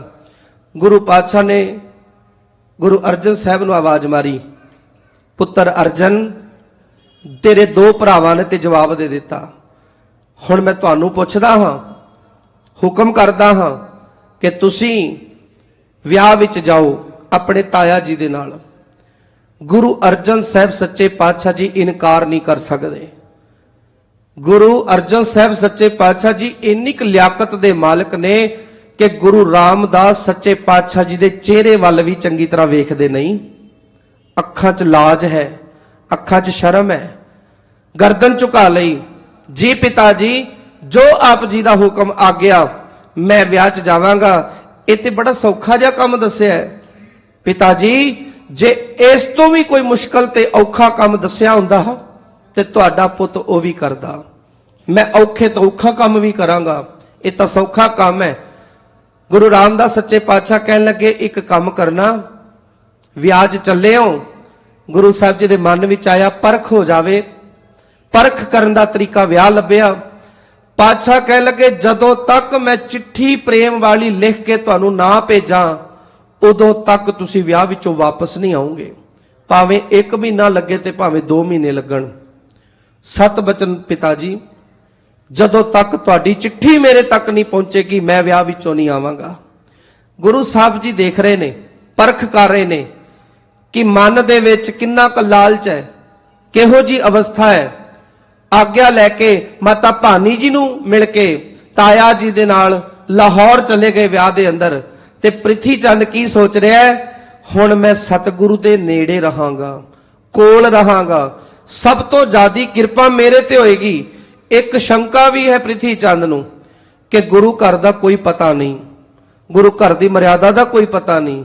ਇੱਥੇ ਪਤਾ ਨਹੀਂ ਜਿਹੜਾ ਕੋਈ ਸੇਵਕ ਆਉਂਦਾ ਹੈ ਸੇਵਾ ਕਰਦਾ ਹੈ, ਸੇਵਕ ਬਣ ਕੇ ਇੱਥੇ ਤਾਂ ਪੁੱਤਰਾਂ ਨੂੰ ਪੁੱਛਿਆ ਨਹੀਂ ਜਾਂਦਾ, ਜਿਹੜਾ ਵੀ ਕੋਈ ਸੇਵਾਦਾਰ ਬਣ ਕੇ ਆਇਆ, ਸੇਵਾ ਕਮਾਈ, ਸੇਵਾ ਕੀਤੀ, ਉਹਨੂੰ ਗੁਰਤਾ ਗੱਦੀ ਦੇ ਦਿੱਤੀ ਜਾਂਦੀ ਹੈ। ਤੇ ਜੇ ਕਿਤੇ ਮੈਂ ਵਿਆਹ 'ਚ ਚਲਾ ਜਾਂਦਾ ਤਾਂ ਮੇਰੇ ਜਾਣ ਤੋਂ ਬਾਅਦ ਕੀ ਪਤਾ ਮੇਰੇ ਦੋਵੇਂ ਭਰਾ ਪਿਤਾ ਦੀ ਨੇੜਤਾ ਲੈ ਕੇ, ਪਿਤਾ ਦਾ ਪਿਆਰ ਪ੍ਰਾਪਤ ਕਰਕੇ ਗੁਰਤਾ ਗੱਦੀ ਪ੍ਰਾਪਤ ਕਰ ਲੈਂਦੇ, ਮੈਂ ਵਾਂਝਾ ਰਹਿ ਜਾਂਦਾ। ਇਹ ਲਾਲਚ ਮਨ ਵਿੱਚ ਆਇਆ। ਪਰ ਸਭ ਤੋਂ ਸਰੀਰਕ ਤੌਰ ਤੇ ਨਜ਼ਦੀਕ ਰਹਿਣ ਵਾਲਾ ਇਸ ਵਕਤ ਗੁਰੂ ਰਾਮਦਾਸ ਸੱਚੇ ਪਾਤਸ਼ਾਹ ਜੀ ਦੇ ਨੇੜੇ ਜੋ ਰਹਿੰਦਾ ਹੈ ਉਹ ਪ੍ਰਿਥੀ ਚੰਦ ਹੈ। ਪਰ ਨੇੜੇ ਰਹਿ ਕੇ ਕੀ ਗੁਰੂ ਦੀ ਖੁਸ਼ੀ ਪ੍ਰਾਪਤ ਕੀਤੀ, ਗੁਰੂ ਦੀ ਮਿਹਰ ਪ੍ਰਾਪਤ ਕੀਤੀ? ਇਹਦਾ ਬਹੁਤ ਵੱਡਾ ਅਰਥ ਨਿਕਲਦਾ ਹੈ। ਜੇ ਮੈਂ ਇਹ ਸਮਝ ਲਵਾਂ ਨਾ ਕਿ ਸਰੀਰਕ ਤੌਰ ਤੇ ਮੈਂ ਸਤਿਗੁਰ ਦੇ ਬਹੁਤ ਨੇੜੇ ਰਹਿੰਦਾ, ਕੋਲ ਰਹਿਣਾ, ਤੇ ਜਿੰਨੀ ਮੈਂ ਸਤਿਗੁਰ ਦੇ ਸਰੀਰਕ ਤੌਰ ਤੇ ਕੋਲ ਬੈਠਾ, ਨੇੜੇ ਬੈਠਾ, ਓਨੀ ਜ਼ਿਆਦਾ ਰਹਿਮਤ ਕਿਰਪਾ ਮੇਰੇ ਉੱਤੇ ਹੋਏਗੀ ਅਕਾਲ ਪੁਰਖ ਦੀ, ਗੁਰੂ ਦੀ। ਪਰ ਸੱਚ ਜਾਣਿਓ ਜੇ ਇਸ ਹੰਕਾਰ ਵਿੱਚ ਜਿਉਂਦੇ ਆ ਤੇ ਫਿਰ ਇਸ ਤਰ੍ਹਾਂ ਨਹੀਂ ਹੋ ਸਕਦਾ। ਪ੍ਰਿਥੀ ਚੰਦ ਜਿੰਨਾ ਨੇੜੇ ਕੋਈ ਨਹੀਂ ਰਿਹਾ, ਪਰ ਜਿਸ ਵਕਤ ਗੁਰੂ ਸਾਹਿਬ ਨੇ ਪਰਖ ਕਰ ਲਈ, ਆਪ ਸਤਿਗੁਰ ਨੇ ਸੱਦਾ ਭੇਜਿਆ, ਪ੍ਰੇਮ ਦੀ ਚਿੱਠੀ ਪਾਈ। ਗੁਰੂ ਰਾਮਦਾਸ ਸੱਚੇ ਪਾਤਸ਼ਾਹ ਨੇ ਚਿੱਠੀ ਲਿਖ ਕੇ ਭੇਜੀ, ਗੁਰੂ ਅਰਜਨ ਸਾਹਿਬ ਸੱਚੇ ਪਾਤਸ਼ਾਹ ਕੋ ਰਿਹਾ ਨਹੀਂ ਜਾ ਰਿਹਾ, ਪਿਤਾ ਦੇ ਪਿਆਰ ਵਿੱਚ ਉਡੀਕ ਕਰਦੇ ਨੇ ਕਿਦਣ ਪਿਤਾ ਜੀ ਦਾ ਖਤ ਆਵੇ, ਮੈਂ ਪਿਤਾ ਜੀ ਨੂੰ ਦੇਖ ਸਕਾਂ, ਉਹਨਾਂ ਦੇ ਦੀਦਾਰ ਕਰ ਸਕਾਂ। ਤੇ ਜਿਸ ਵਕਤ ਸਤਿਗੁਰੂ ਸੱਚੇ ਪਾਤਸ਼ਾਹ ਨੇ ਵਾਪਸ ਬੁਲਾਇਆ, ਐਸੀ ਕਿਰਪਾ ਕੀਤੀ ਕਿ ਗੁਰੂ ਅਰਜਨ ਸਾਹਿਬ ਸੱਚੇ ਪਾਤਸ਼ਾਹ ਜੀ ਦੇ ਸੀਸ ਦੇ ਉੱਪਰ ਗੁਰਤਾ ਗੱਦੀ ਦਾ ਛਤਰ ਝੁਲਾ ਦਿੱਤਾ। ਇਹ ਰਹਿਮਤ, ਇਹ ਬਖਸ਼ਿਸ਼, ਇਹ ਕਿਰਪਾ, ਕਿਉਂਕਿ ਹੁਕਮ ਨੂੰ ਮੰਨਣਾ, ਹੁਕਮ ਦੇ ਵਿੱਚ ਰਹਿਣਾ, ਜਿਨ੍ਹਾਂ ਨੇ ਸਤਿਗੁਰ ਦੀ ਨਦਰ ਤੇ ਕਿਰਪਾ ਨੂੰ ਮਾਣਿਆ ਉਹਨਾਂ ਤੇ ਇਹ ਕਿਰਪਾ ਹੁੰਦੀ ਹੈ। ਤੇ ਸਤਿਗੁਰ ਜੀ ਕਿਰਪਾ ਕਰਦੇ ਨੇ, ਇੱਕ ਨਾ ਬਖਸ਼ੈ ਮੇਲ ਲੈ, ਇੱਕ ਦਰਗਾਹ ਮਾਰ ਕੱਢੇ ਕੁੜਿਆਰ। ਤੇ ਜਿਹੜੇ ਕੁੜਿਆਰੇ ਨੇ ਉਹਨਾਂ ਨੂੰ ਧੱਕੇ ਪੈਂਦੇ ਨੇ। ਇੱਕ ਤੁਰ ਪਵਿੱਤ ਪਾਵਨ ਹੈ, ਕਈ ਧੁਰ ਤੋਂ ਹੀ ਅਕਾਲ ਪੁਰਖ ਪਰਮਾਤਮਾ ਦੇ ਵੱਲੋਂ ਪਵਿੱਤਰ ਜੀਵਨ ਵਾਲੇ ਬਣ ਕੇ ਆਉਂਦੇ ਨੇ, ਪਵਿੱਤਰਤਾ ਲੈ ਕੇ ਆਉਂਦੇ ਨੇ। ਜਿਸ ਤਰ੍ਹਾਂ ਗੁਰੂ ਨਾਨਕ ਸਾਹਿਬ ਜੀ ਆਏ ਨੇ, ਜਿਸ ਤਰ੍ਹਾਂ ਗੁਰੂ ਸਾਹਿਬਾਨਾਂ ਦਾ ਜੀਵਨ ਸੀ, ਜਨਮ ਤੋਂ ਹੀ ਪਵਿੱਤਰਤਾ। ਕਈ ਤਾਂ ਪਵਿੱਤਰਤਾ ਜੀਵਨ ਤੋਂ, ਜਨਮ ਤੋਂ ਲੈ ਕੇ ਆਉਂਦੇ ਨੇ। ਤੁਧ ਨਾਮੇ ਲਾਏ, ਆਪ ਹੈ ਅਕਾਲ ਪੁਰਖ ਪਰਮਾਤਮਾ, ਤੁਸੀਂ ਉਹਨਾਂ ਨੂੰ ਆਪਣੇ ਨਾਮ ਵਿੱਚ ਜੋੜ ਦਿੱਤਾ, ਨਾਮ ਦੀ ਦਾਤ ਬਖਸ਼ ਦਿੱਤੀ। ਗੁਰ ਸੇਵਾ ਤੇ ਸੁਖ ਉਪਜੈ। ਜੇ ਸੱਚੀ ਮੁੱਚੀ ਆਤਮਿਕ ਆਨੰਦ ਪ੍ਰਾਪਤ ਕਰਨਾ ਹੈ ਨਾ, ਇਸ ਆਨੰਦ ਨੂੰ ਮੰਨਣਾ ਹੈ। ਜਿਸ ਸਦੀਵੀ ਆਤਮਿਕ ਆਨੰਦ ਦੀ ਗੱਲ ਗੁਰੂ ਅਮਰਦਾਸ ਜੀ ਕਰ ਰਹੇ ਨੇ, ਪਾਤਸ਼ਾਹ ਕਹਿੰਦੇ ਇਹ ਸਦੀਵੀ ਆਤਮਿਕ ਆਨੰਦ ਤੇ ਇਹ ਸੁਖ ਇੱਕੋ ਤਰੀਕੇ ਨਾਲ ਮਿਲੇਗਾ, ਗੁਰ ਸੇਵਾ ਤੇ ਸੁਖ ਉਪਜੈ। ਗੁਰੂ ਦੀ ਸੇਵਾ ਦੇ ਵਿੱਚੋਂ ਇਹ ਆਤਮਿਕ ਆਨੰਦ ਦੀ ਪ੍ਰਾਪਤੀ ਹੋਏਗੀ। ਸੱਚੇ ਸ਼ਬਦ ਬੁਝਾਏ, ਅਕਾਲ ਪੁਰਖ ਪਰਮਾਤਮਾ ਨੇ ਸੱਚ ਵਿੱਚ ਜੋੜ ਕੇ, ਸੱਚ ਵਿੱਚ ਮਿਲਾਪ ਕਰਵਾ ਕੇ ਤੇ ਸਾਨੂੰ ਸ਼ਬਦ ਰਾਹੀਂ ਆਪਣਾ ਗਿਆਨ ਬਖਸ਼ ਦਿੱਤਾ, ਆਪਣੀ ਸਮਝ ਬਖਸ਼ ਦਿੱਤੀ ਤੇ ਅਸੀਂ ਪਵਿੱਤਰ ਜੀਵਨ ਵਾਲੇ ਹੋ ਗਏ। ਇੰਨੀਆਂ ਵਿਚਾਰਾਂ ਪ੍ਰਵਾਨ ਕਰਨੀਆਂ, ਰਹਿੰਦੇ ਪਦਿਆਂ ਦੀ ਵਿਚਾਰ ਆਪ ਜੀ ਨੇ ਕੱਲ ਦੇ ਦੀਵਾਨਾਂ ਵਿੱਚ ਸਰਵਣ ਕਰਨ ਦੀ ਕਿਰਪਾਲਤਾ ਕਰਨੀ। ਬੋਲਦਿਆਂ ਪਾਸੋਂ, ਵਿਚਾਰਾਂ ਕਰਦਿਆਂ ਕੋਲੋਂ ਬੇਅੰਤ ਤਰ੍ਹਾਂ ਦੀਆਂ ਭੁੱਲਾਂ ਗਲਤੀਆਂ ਹੋ ਗਈਆਂ ਹਨ। ਆਪ ਜੀ ਬਖਸ਼ ਲੈਣਾ, ਬਖਸ਼ਣ ਯੋਗ ਹੋ। ਕੋਟਾਨ ਕੋਟ ਸ਼ੁਕਰਾਨਾ ਧੰਨ ਸ਼੍ਰੀ ਗੁਰੂ ਗ੍ਰੰਥ ਸਾਹਿਬ ਸੱਚੇ ਪਾਤਸ਼ਾਹ ਜੀ ਦਾ, ਆਪ ਸਮੂਹ ਸੰਗਤਾਂ ਦਾ ਫਤਿਹ ਨਾਲ ਸਾਂਝ ਪਾਓ ਜੀ। ਵਾਹਿਗੁਰੂ ਜੀ ਕਾ ਖਾਲਸਾ, ਵਾਹਿਗੁਰੂ ਜੀ ਕੀ ਫਤਿਹ।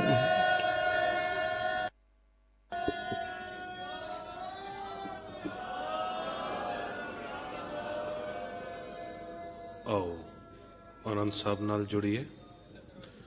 ਰਾਮ ਕਲੀ ਮਹੱਲਾ ਤੀਜਾ। ਆਨੰਦ ਇੱਕ ਓੰਕਾਰ ਸਤਿਗੁਰ ਪ੍ਰਸਾਦ। ਆਨੰਦ ਪਿਆ ਮੇਰੀ ਮਾਏ, ਸਤਿਗੁਰੂ ਮੈਂ ਪਾਇਆ।